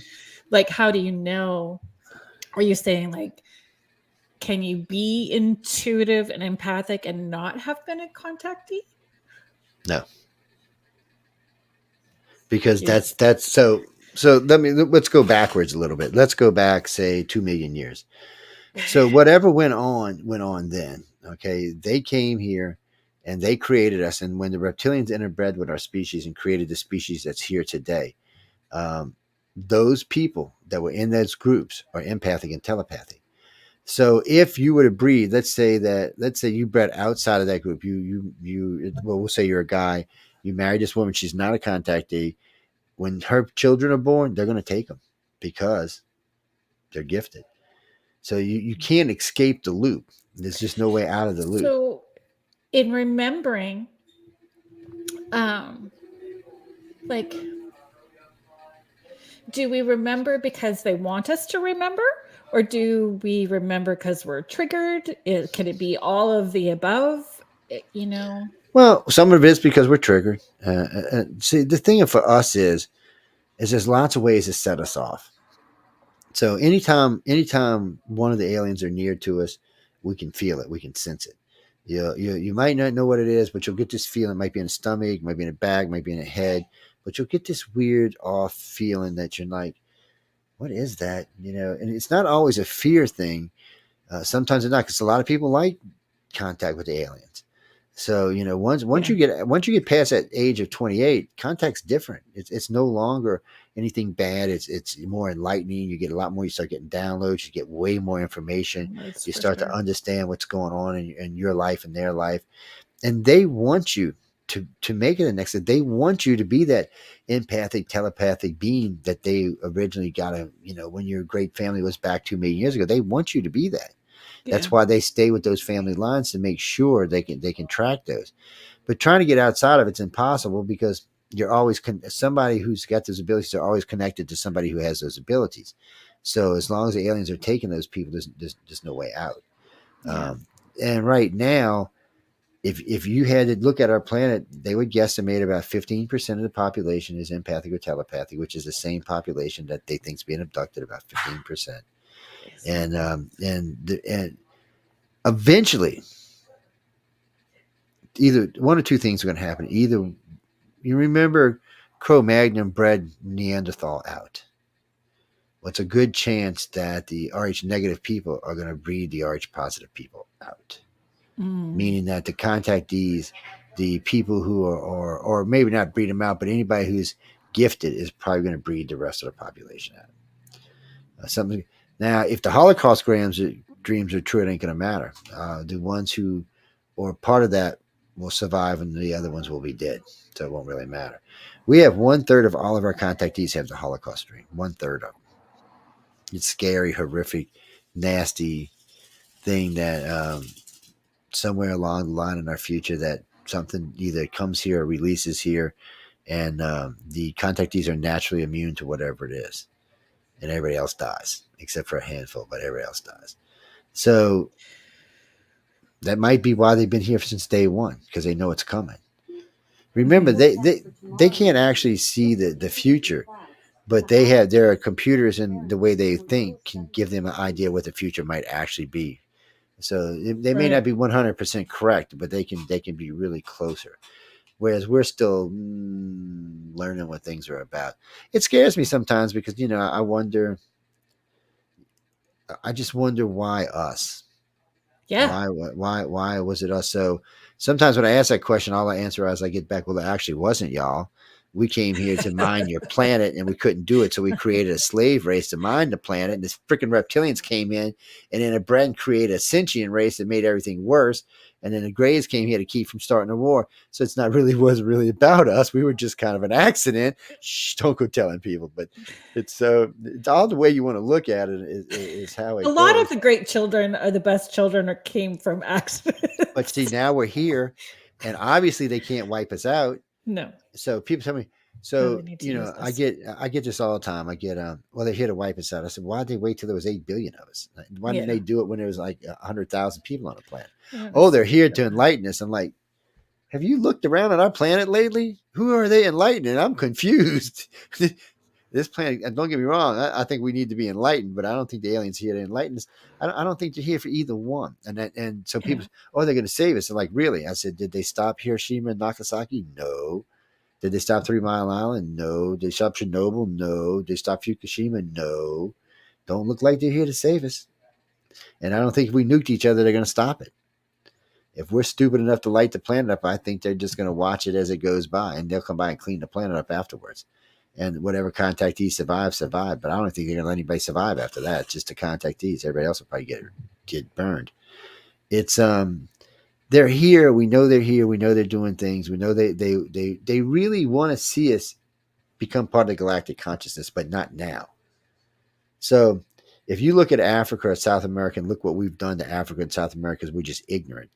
And think about what we would do if we got into deep space. And right now, we're not even a united planet. So, oh, Russia would go to this planet, China would go to this planet, United States would go to this planet. No telling what kind of galactic mess we would cause. So, I think for them, it's better for us to stay right here and to explore our solar system, go find that asteroid out there that's worth more money than our whole planet 500 times over, and just be here. I mean, Elon's going to be the emperor of Mars pretty soon. So what does it mean? There was a guy in 1953 actually wrote that. He wrote that a man named Elon would colonize Mars and become the self-imposed emperor of Mars. Really? Yes. I was like, well, I keep telling people all the time. Don't get me wrong, I got a man crush on Elon, but I tell people all the time, he reminds me of the guy from Moonraker in the James Bond series. It just worries me, man. I can't help it. Yes. Okay, Well, before you so I okay. haven't done like our station Trying to get ID. we're trying to get a question in when I'm talking is really hard work. Doing the station ID halfway through. We're more than halfway through. Oh, so you'll get in trouble with Michelle about that, I'm not gonna get me. in with Michelle, and I'm gonna blame you. Oh, she'll believe you. She'll go, was he squirreling again? I can hear her now. Okay, people, if you are just joining us, thank you for being here. Thank you to everybody that's chiming in the chat. If I've missed your question, I'm really sorry. Just be patient. I will try to get to it. You are joining us live listening to Spirit Switchboard here on the United Public Radio Network and the UFO Paranormal Radio Network, 105.3 and 107.7 FM in beautiful New Orleans. And the guest today that I have on is our network owner and Joe Montaldo. So thanks. Lauren, to answer your question, I think we were really in legit in the beginning, come a little weird, freaky accident, but I do think now we're in training. I think they want us to become the next great galactic. It won't be for a long time because from what I understand about the Greys, they're like 1 billion years old, and the light beams are the ones that took them from whatever they were and made them today. And then the reptilians and humans are supposed to be 4, 5, 600 million years old. So knowing that, yes, I think they want us to be. I mean, when you listen to the reptilians or people who are part of the reptilians, they say they want us to be part of their species. They want us to be part of the Galactic Council, but just not right now because we ignorant. That's as nicely as I can say it. We ignorant. We got so much to learn, and we're nowhere near galactic. Even though NASA may have invented the Epstein drive today, I heard. It looks like we may be able to zip around our solar system a lot faster now. I'm sorry, guys. If y'all don't know what the Epstein drive is, that's from what movie is a series is that from? Well, I can't remember now. Some not Netflix, some Prime series. It was a good series. I just can't remember. The Expanse. There you go. Oh. It's just a drive that allowed them to explore the solar system. So then NASA said they might have it there. Plus, Kepler 442 said might even be a better planet than Earth for life. How you like that one? It might even be more conducive than our own planet. So I'm gonna tell y'all little people a secret. I know y'all. How many of y'all know who Gaia is? Do y'all talk to Gaia? Or So do they think they are? so do anybody talk to Gaia on planet Earth? The reason I'm asking is because you're probably offending somebody. So the human biological clock is set to 24 and 3 1/4 hours. The planet is set to 23 and 3/4 hours, but Mars is set to 24 1/4 hours. Also, the optimal body temperature for us to live was optimal on Mars 55 million years ago. It's never been on Earth. So figure that one out. Oh, we actually native to this planet. Ooh, it don't look so. So when you're praying a guy here, you might be offended when you should be playing a guy on Mars. It's one of them weird things. When I learned about that, I was like, what? I said, y'all are on crack, people. Come on. But it is true. So it is kind of weird to think about those kind of things. I heard a phrase artificially created grays. What does that mean? Is it a real thing? Well, so they have what would you call them? What did they used to call them back in the day? They're half gray, half robot. They're not automatons, not androids. Damn, there's a word for them. But they're used so that the other grays can control them. So grays always come in a pack of 3. They're always in a 3. So what they do is sometimes they need these other ones to help them out with stuff. So they can control them through their thoughts while they're doing whatever they're doing. They can also control them as well. But they do have some. No, they're not clones either. They're oh man, I don't know why I can't remember that word. And by the way, grays themselves aren't clones, but grays can. So this is something we're working on, by the way. So the grays can upload their consciousness to a new body at any time, and they're not clone bodies, they're husk bodies. So they use multiple different groups of gray DNA to create new bodies, and they use those bodies to create even more new bodies. So they need to, or whatever they use as a hard drive in case there's nothing around. They can also upload their consciousness to a new body in several different types of body. It's hard for them to upload their consciousness to us because we don't have enough space in our brains to hold them. So it's like the light beams. People tell, oh, the light beam upload. We don't have enough space and we don't even use our brains to full capacity. Yes. But think about it. I mean, look at this guy's head behind me. It's like 3 times, and this ain't even a real gray. This is something else. Then their heads are like this big. No, we're just not there yet. But that's why I was telling you earlier that they give us these places on the ships where we can. So when you're walking around the ship, you always have access to this. It's like being in your head. And as long as you're around, or even on a planet, like when you move to send you to a new planet, it's always in your head. So you can keep contact with this all the time. So you don't have to store all the information in your head all the time. That's why when we get downloads are opened a little bit at a time. You never get a download that just opens like that. It's not how they work, because it would probably drive a human insane. So they open a little bit at a time, and as you need them, they open a little more, and they open a little more, and they open a little more. So it's different for them than it is for us. I mean, they're I would imagine their IQ somewhere around 4,000, where ours is at best 120. Mine personally is 169. It's well, I'm gifted in math and science at 173, and my overall IQ is 169, which means that's what that means. Oh, you're brilliant. No, that's not what that means, by the way, people. It means you have the potential of being brilliant, but it doesn't mean that you're smarter than anybody else. People always people are like, oh, you're so much. No, it's not what it means. It means that you have the ability to be smart, and it also means you have the ability to think in abstract. Whereas it's harder for other people who don't, but it doesn't mean any more than that. And I found that out by accident, by the way. I was tested by Mensa, and I was like, what I got? Because I think I'm dumb as dirt. So I was tested in grade 2. I was like, I told him I didn't believe him. I was tested again when I went in the Navy, so I was like, oh, maybe it is true. But it's like I said, it is probably what makes me a good researcher, mind you, because I do like researching, and it is probably something that makes me be a good researcher. But I tell people all the time, it's not what you think it is. People always think instantly they hear that they're like, oh, you're brilliant. No. I hate to tell you this. Who had Tony Randall had the highest IQ in this country for a long time. He had an IQ at 200. He was the actor on the it was Felix and what was it? Oh God, now I can't even remember that. See, my brain's going. The Odd Couple. He was the other half of the actor. Yeah, and he had an IQ of 200. He was a freaking actor.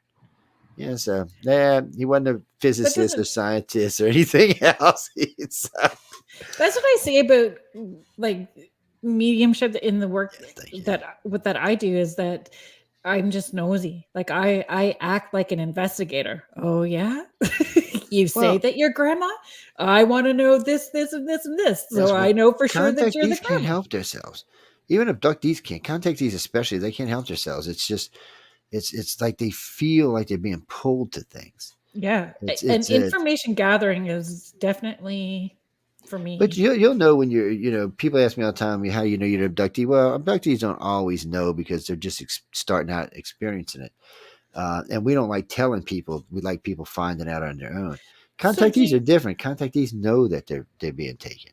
So they have a much different look at life, I guess I should say, or how life is. Abductees and contactees, two different things. Abductees are just somebody who may or may not have had an experience that reminds them they think they might have had something happen.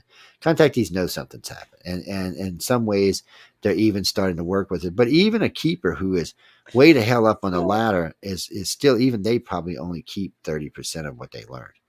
So starting to work with it, I mean, I would say in my existential crisis that I had, that I thought that it was, just becoming more spiritual and moving down the spiritual path. And when I had that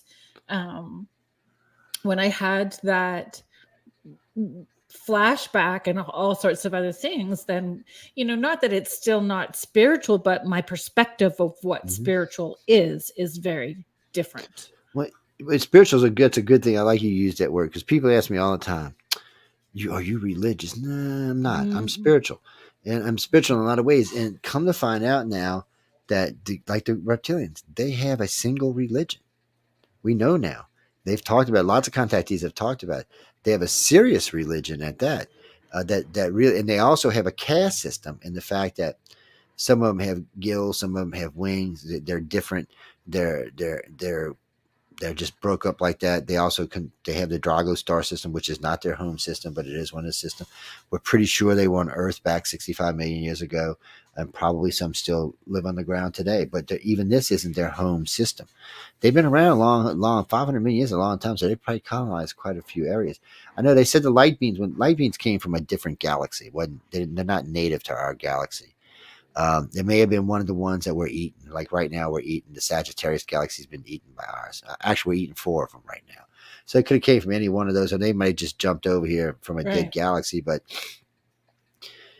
first off, people tell me all the time, "Oh, I got one in me." No, no, no, no, no. They would melt you. That we're nowhere near. Even the Greys couldn't hold, but maybe a little piece of one. They're just so far ahead of us in everything right now. I mean, when Right. you think of a god, that's what they are. I mean, they can travel through space with space and time with no ships or anything. They can create and destroy by thought. They can build mountains, planets. They don't. They just. I guess they're the Q is what, or even better. Yeah. But that's who they are. And then there's all the other races. There is a big planet. I mean, I've had many contactees tell me about the colony world where everybody meets. It's a water world with a city that's probably the size of Earth that just floats around on top of it.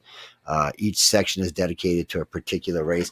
They even have the water world, so when there's a meeting going on, it's interesting. I heard somebody describe this to me, and then later on, I had seen a movie in Star Wars where they had this big dome thing where everybody it sounded just like it, but at the top they have different sections with different fluids in it where different animals live that are they're sentient. It's like the dolphins. People always tell me, well, dolphins are stupid animals. Well, really? Well, they have a bigger brain than humans do, and they have 2 additional senses that we don't have. Plus, they inhabit 3/4 of the planet where we only inhabit a quarter. I would kind of wonder who's actually the stupid one here, but we're going to leave that alone. Yeah. It's weird like that. But I mean, if you go by brain size, they've got to be quite a bit smarter than we are. Diane, I'm sorry that I confused anybody. I went live on Facebook about an hour before Spirit Switchboard went live, just to let you know that we were going live, who my guest was going to be, and that if there was any troubles on Facebook watching the show, where you could find us to flip over onto YouTube. So thanks for joining us over here. So this is only going to probably be good for the Roku people. I'm going to give this book away while I'm on Carrie Lynn's show. This is from a friend of ours, Non-Humans. He is he's part of the movie. Gary Haslam is part of the movie Cable Green. He's one of the ones involved. This is not particularly about left. This isn't. This is about partly about Larry Warren, but mainly about what happened in Britain those 3 days when they were flying over the Air Force Base out there. West at Eastgate is one of the books, which a friend of mine, Peter Robin, wrote. But this is book. I'm giving this one away, but you have to tell me what's unique about this alien skull behind me. There's something that's unique about it. And if you're not going to be able to see it unless you're on Roku, because you're going to need to be able to zoom in. But if you can zoom in, I'll leave my email open. It's icar@cox.net. I'm going to give it to the 20th person that says it, or whoever gets close. But there's something there that you can't see. Can you see anything, Gary Lynn? Oh, I can't zoom in, and I just realized that I didn't have your thing going too. That's that's okay. It's so y'all find me at iCarCox.net, and we'll give it away, and I'll let y'all know. I'll send it to her, let y'all know who won, and it's got a mouth right there. See? That's Bob, by the way. Y'all don't mess with Bob, okay? Bob will come to your house and mess you up, and yeah. So this was actually a replica. A friend of mine, he passed now. He was the guy who did the alien Star Child skull. So he had given me this. And so the first time I ever seen the alien Star Child skull, it was about this tall and about this wide. And it weighed nothing. It weighed nothing. So I got to read the DNA reports on it. The mother's DNA was human. The other DNA, they do not know what it was. They're not saying it was alien. They just don't know what because it could have been some freaky mutation down there in South America. But they don't know what it was. It's an interesting skull, to say the least. And then, of course, there's the address again? ICAR, ICAR at cox.net. I keep it as easy as I can because I hate long email addresses. They got the Naskins down there. That's the other weird thing. Different places on this planet, we can tell where the aliens have been. So we thought when we heard about the Naskins originally, because they boarded their children to make their heads look like the aliens, we thought it was the Greys. And then I seen one of them. Oh, and it wasn't the Greys. It was the humans because they were boarding them to flatten it out and make their head longer. Not like this. So I was like, well, so this was the human aliens. So I guess all them big, massive drawings that you can only see from 10,000 feet up were for the human aliens. So you learn weird things, and then We talked the about that when Floyd was on too, yes, yes, it's about crazy stuff. And then of yes. course the Greys seem to be in, and then the Greys also had this. So you had two things with the I mean with the Egyptians. You had the Greys because there's actually hieroglyphs with the Greys in them, but you also had emperors with that same feature, long heads flattened on the sides. And a lot of people said it was that particular disease, but now that we know the aliens look like that, we don't know that that's what that was. It could have been interbreeding. It could have been one of the aliens. We just don't know because, of course, none of us were alive back then. And now we know that the Sphinx is 12,500 years old now because it was built in a particular time when there was water down there. Did y'all know there are 7 monuments on this planet that point back to the date 12,500 years? So the only time that the 3 pyramids line up with Orion is at 12,500 years. The only time that Leo lines up with the Sphinx is at 12,500 years. The only time that Easter Island lines up with the Seven Sisters at 12,500 years. The only time Angkor Wat lines up with the Draco at 12,500 years. And there's 2 other ones. There's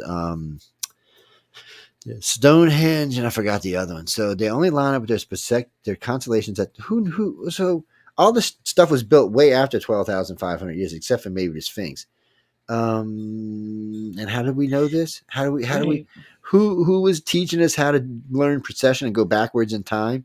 It's bad enough the Egyptians learned precession on our planet to 2 degrees, which, by the way, it took us until modern time to do. But yet they managed to do it with, I don't even know what they managed to do it with. Yeah. There's things in our past that you have to wonder. There's really only one way that we could have got them is through an extraterrestrial contact, unless there was. Well, I say that. I guess it could have been someone communicating with the other side that had that knowledge, but But I again, when we're doubt it. talking about the other side, is it like the other side, or is it them and connecting telepathically So with them? so yeah, I would think you were connecting with the aliens most of the time, and not the other side, because a Yeah. consciousness level can only go so high. Friends of mine get mad at me about this all the time, but he said, "Oh no, Joe, you can share your consciousness and go like 3 plane, 10 planes." I'm like, really? Do you think whatever lives up there is going to share conscious with your dumbass? Excuse my language, really? I mean, So really? didn't I some mean, would wasn't you there want to share one consciousness with documented people? case of that, of somebody going into light body? Isn't that what we're talking about? Like shifting right out of Well, there's been cases. So there's been I don't know how to explain it. There's been cases where we as humans have had the ability to cross. So let's say you're gray, that sometimes we've had the ability to shift ourselves into the gray side. Now they don't leave it go for long because it aggravates them, and they kick us out. But and by the way, they act like proud parents when you do this. yeah, yeah. I mean, they're all like, woo, woo, woo, woo, look at what my human did. All right. But still, they don't want you in their head for that long, because really, we're not quite ready for that yet. Some of us are, and some of us are getting there, but it's not that okay, Carolyn, you might be ready for it, but you may make the mistake of sharing with somebody else who's not. And that will offend them. They may even take the ability away from you if you do that. So they want us. It's hard to make people understand. They really want us to move to that next plane. They want us. They want us to be like them. They want us to reach where we can see across dimensions, where we can understand things that we don't even know exist yet. They want us to be that race.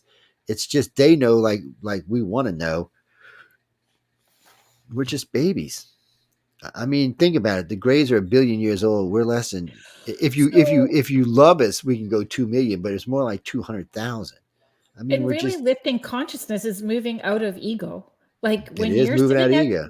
it's that 3D is all about self. It's all about self. So when you're lifting, when you're going up those conscious levels, it becomes more of that collective consciousness.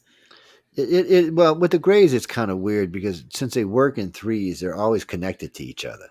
So an ego for them is a little different than the way we think of ego, because we think of ego as an individual. Right. They don't quite think of it like that.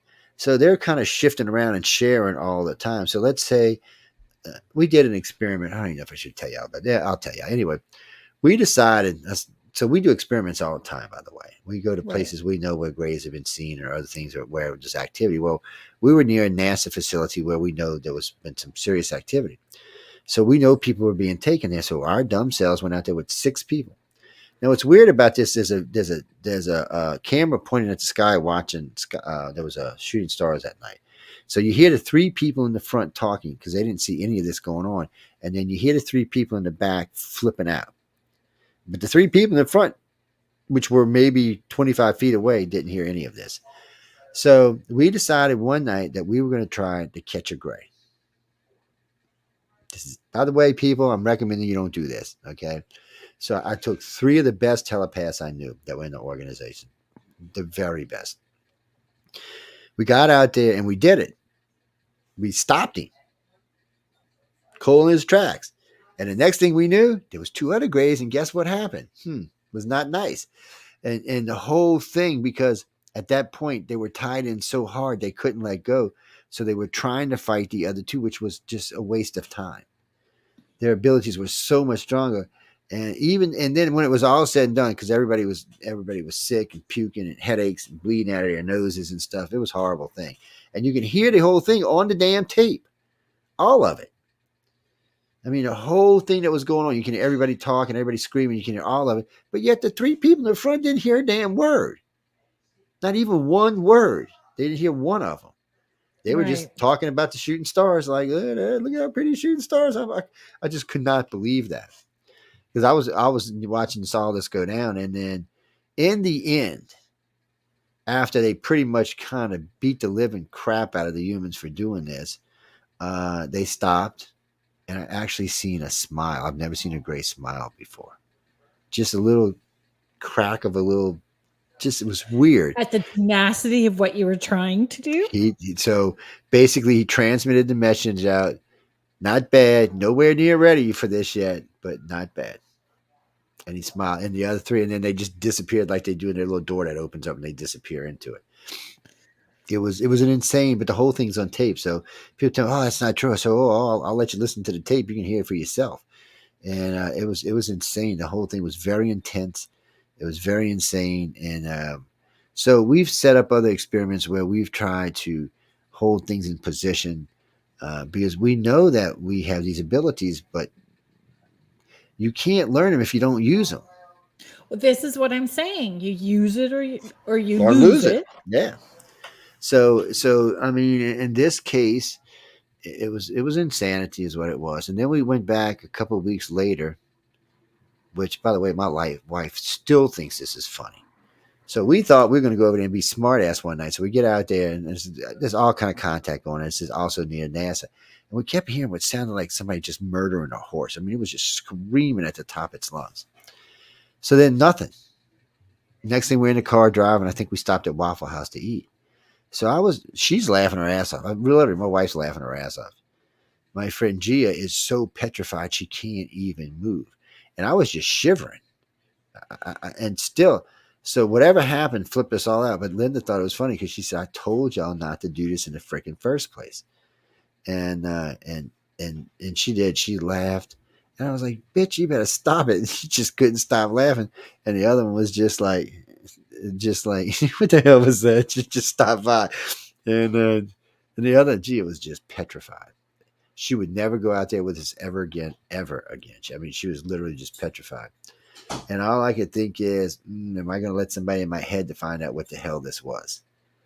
I couldn't make up my mind if I was going to let somebody in my head or not, because it was very intense what it was, and my whole body just felt like I'd been like like on Ghostbusters. I felt like I'd been slimed, and when people touched me, I felt slimy to them. It was the whole thing was freaky weird. It was just freaky weird, but you can't learn things if you don't try. That's what experimentation's about. I'm just hoping we don't get killed one night because we did something stupid. Real races, there's not very many. I know y'all always hear, "Oh, there's 56 different types." There's no evidence for that anywhere at Okay, all. so then what about this book that was supposed to have been found that was written in Russian and translated from some European So covert so person. we do everything. We do everything like we do anything else. Actions speak louder than words. So we need I agree. something. We need something. So if there's no reports of any other aliens like that, we just ignore them. So we know the reptilian Jews and the Greys do all the abductions. Nobody else is doing abductions but them three. We know about Charles Hall's Tall's Whites and two other races like the light beans and one other race, what the cleanup crew we call them, the brown, the tall, the medium browns. They're nasty looking. They got a world where they bring anything that it's dead, they bring it there. But anyway, that's the only six that we know of that are legit, that have enough cases that you can say, okay, they're legit. So then there's the other problem. If there's this other 50 races, what kind of ships do they drive? We're not seeing any other different types of craft. Oh, or they're coming Right. through a gate. Well, what gate, and where are they going? If they're coming through the gate, they're not mixing in with our society because nobody else is seeing them. So the term Pleiadians gets tossed around a So plates, lot. so so Pleiadians are funny to me because some people think the Pleiadians are the tall whites. Some people think the Pleiadians are the grays, and some people think they're the reptilians. And I'm like, well, make up your freaking minds because I don't even argue about it anymore. I just quit arguing about it. I'm Mhm. like, y'all can make it whoever you want. So from what I understand, none of the three races, their home worlds, we can even pronounce.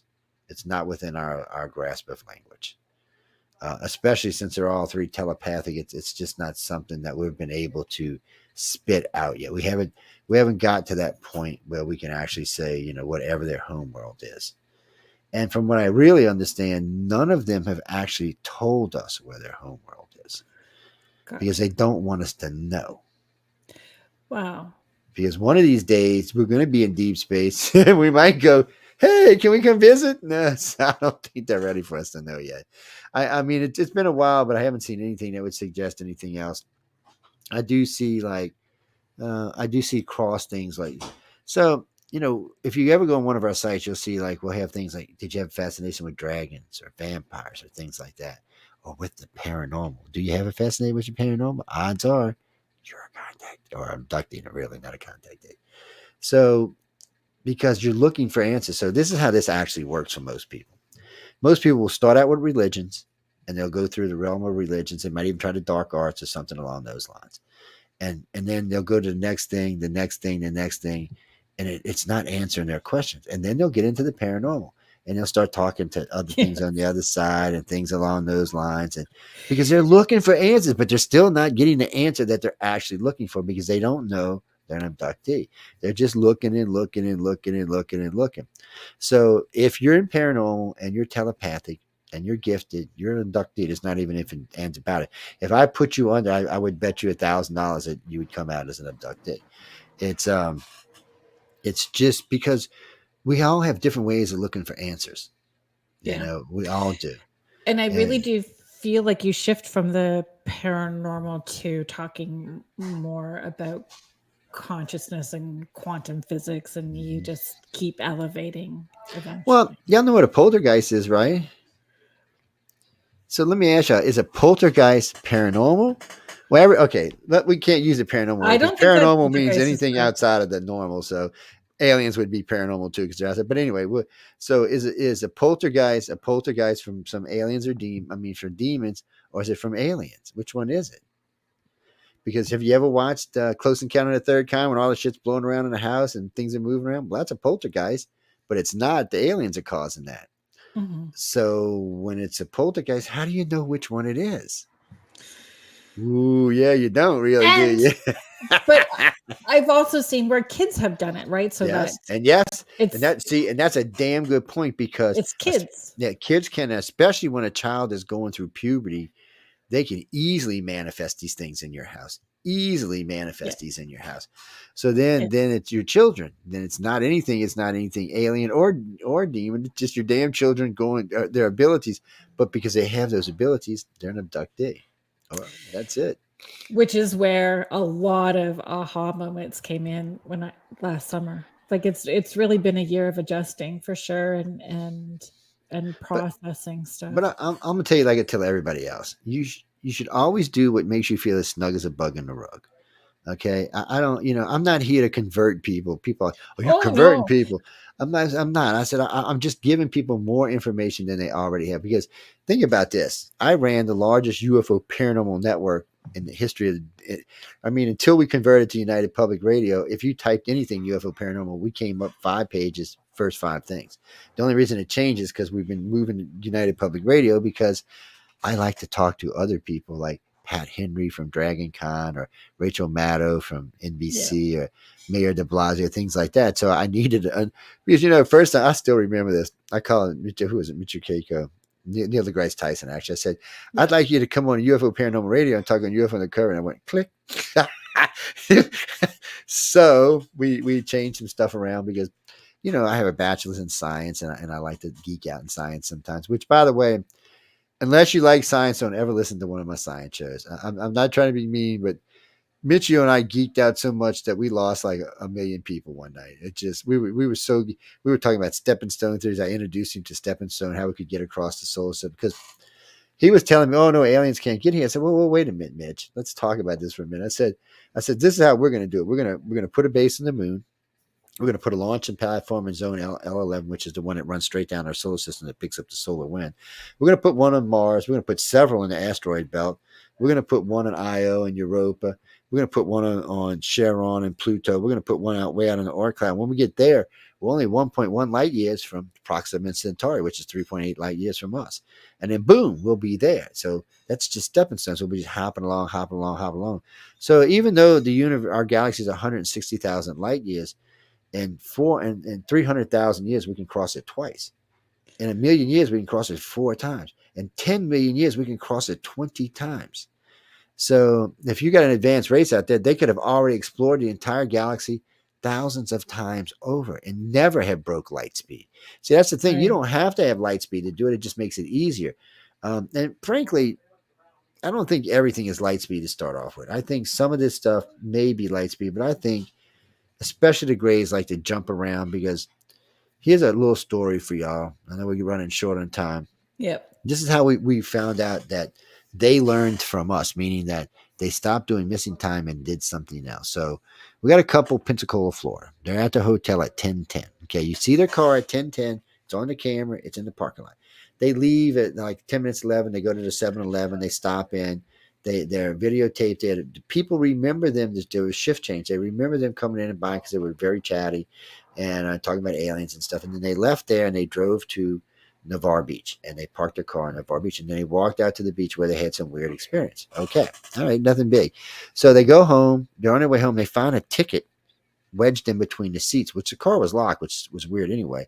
But they find a ticket. The ticket is labeled 1010. Okay. The car is at the hotel at 1010, but according to the camera on the whatchamacallit, the veranda, it was at there. It was parked in that spot at 1010. So cars in 2 places at the same time. Oh, they got it on video too, so there's no denying where it was. Yeah. So how did that happen? So what happened was is the aliens picked them up and put them back an hour early. So we figured out what went on.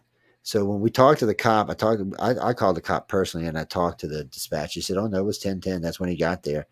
And the girl at the 7-Eleven said, "Oh yeah, he came in and got his coffee at 10 o'clock." And then he went down and wrote a ticket. But yet that car, when you go look at it, at the Quality Inn where they were staying, was still there. Yeah. Yeah. Reality shifting. Yeah, so it shows you right there that the Greys not only had the ability to pull you out of time, they also had the ability to put you back ahead of Back. time and Wow. or at the same time. So they changed the way they did things because of us, not me personally, but all the researchers. We relied on missing time as a thing. Yeah. And we also relied on cover memories or trigger memories as a thing because we knew those trigger memories were going to be there and we knew that but now they don't do that. Now No, they and the last time that I had missing time was 15, 16 years ago. Yeah, they have figured out that they said, look at these humans thought they was slick. We're gonna mess with them. So Yeah, now yeah. it's a good friend of mine, Jim Sparks. If y'all ever get a chance, look him up. He's probably one of the few contactees that has as much coherent memory as he does. So we're on air one night and we're talking. He's I've been taking for these 3 weeks, and he knew he's gone for 3 weeks. And I'm like, okay. I said, I need 3 weeks worth of memories. he could come up with maybe 4 hours. So where was the rest of the time? He was definitely gone. No ifs, ands, about it. But where was the rest of those memories? Was he sleeping? Was he tied up somewhere? What the hell was going on? So And even with him, it's just weird. Okay.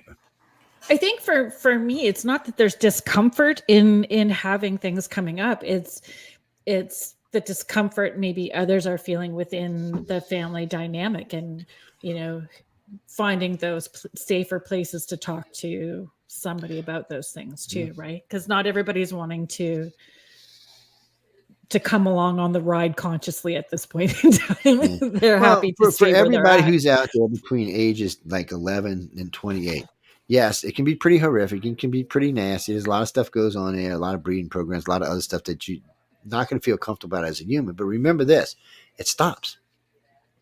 So when it Yeah. stops at 29, one or two things are going to happen. Either they're going to be done with you and you'll never see him again, or they're going to go, well, this individual could be useful, and they will keep picking you up for other reasons. You'll become a keeper or a communicator or something along those lines. You'll be somebody that helps get the word out, or you'll be somebody on board the ship that helps deal with the people coming around. There's a lot of kids on board these ships. People don't realize it, but there's a lot of kids on board these ships, way more than any of us want to think about. And then, and there's a lot of other stuff that goes on board the ships. A good friend of mine, not Kim's Carlsbad, Katarina Wilson. She used to have these experiences, and somehow or another, the Air Force, because she was in the Air Force got wind of it. They would bring her on stage, put her on stage, and hypnotize her on stage, and let her spew this out to the audience that was on stage. It had to be a horrific experience for her. Mm. And then another friend of ours, who was the first black contactee, every time he would go by any scanner, whether it was grocery store, it beep beep go up, and it would give a code. You could actually get the code. We retrieved the code. It was kind of weird what the code meant to. We retrieved it, gets classified, but we retrieved it a couple of times. We were like, what the hell is going on here? So tracking devices are not aliens. Tracking devices are ours. We don't aliens can track you through your consciousness. They don't need to track you anyway. And if they do have one in you, it's one of the ones that moves around, and it's usually doing something else. It's usually fixing something or working on something. It's not usually the ones that usually set off things like that or track you down are ours. The government doesn't quite know how to do it yet, but the Greys can track you telepathically. They know where you are all the time. And you know that because if you're a true abductee or contactee, especially abductees, they will start to get this weird sense. Sometimes they feel it in their stomach, sometimes they feel it in the back of the neck, sometimes they feel it in their face, but they get this sense that's them. They're just checking on where you're at and what you're doing. They'll pop in, pop out, pop in, pop out. It's a weird thing, but you don't have to take my word for it. Experience for yourself is the best Yep. you can find out. I would say it's a thing. Okay, so we need to finish up here because Jeffrey's popping in. So I love you, Michelle. Sorry. We are grateful and appreciate. I say that to her every week. Michelle's fabulous. I'm grateful and I appreciate. The Grey Zone. If y'all ever get a chance, people, Michelle is one of the best researchers I've ever had the pleasure of working with, and she does fabulous. These shows are about all kind of different stuff, and she lets me squirrel out all night. And every now and then she'll say, "Okay, squirrel, shut up for a minute, let me talk." She's the only one who gets away with that, by the way. But she is a fabulous. Plus, she's an outstanding manager on the network. So she's just a lovely human being all the way around. So I'm really sorry, Tammy. We have to close up. We have to close up the show. But you can follow Joe along. Like, go to the ICAR website. Go to UFO. Yeah, well, UFO Undercover actually be back on. I was gone for a couple of 3 weeks, so it'll be back on track again. And I'm also lecturing all over the place. I'll start posting where I'm at. Not all the lectures are ufology, unfortunately. Some of them are other bad things we shouldn't talk about, but nothing alien appearing. Oh, by the way, before I leave, and one of the things reason I do this is because I get to cheat. So I have one of the largest think of it this way. I have one of the largest paranormal psychic teams in the world that works on my network. I get to find out all kind of stuff. People tell me this, I'm going to tell you all this. Ghost or dimensional bleed through. Michelle going to hurt me now for sure. But anyway, I'm so lucky because I have so many people that are so talented. It just allows me to cheat. it cuts my research time like by half or more. That's funny. Mhm. Please stick around. Jeffrey Pritchett is up next on UPRN with Church of Mavis. We all love Jeffrey. And then you're on after I'll Jeffrey be on at tonight, 9 o'clock with myself, both Sean's, Sean. Leah, and maybe the Orson Scott Card, who wrote Ender's Game, might be joining us as well tonight. So come check us out. It is politics. It's nothing like this. It's not sweetsy and nightsy like this show is. It's well, just Less if you don't want filtered. to mess your karma up, don't watch it. It's less filtered. Yes, way less. Less filtered. And next week on Spirit Switchboard, we're having my sister back on. She's everybody's favorite, actually. She's the favorite sibling. So the favorite sibling will be on next week, and we're going to be talking about the cryptids. So I'm sorry, I didn't mean to cut you off because she just posted that. So iCardCox.net. So when you find out what this is, okay, and I'm gonna tell you the secrets in this eye right here. If you find out what it is, you're only gonna be able to get it on Roku. But if you do, if you did the 20th, just when you send me what it is, send me your contact information. I will have it out in less than 3 days, and you'll have it in your hands. It's actually autographed by the. Oh, and speaking of that, I'm giving away something really nice tomorrow. So yeah, if y'all don't know this, so I go. You have to finish up. You need to do this. Oh well, hush on. I'll take the bite. See this?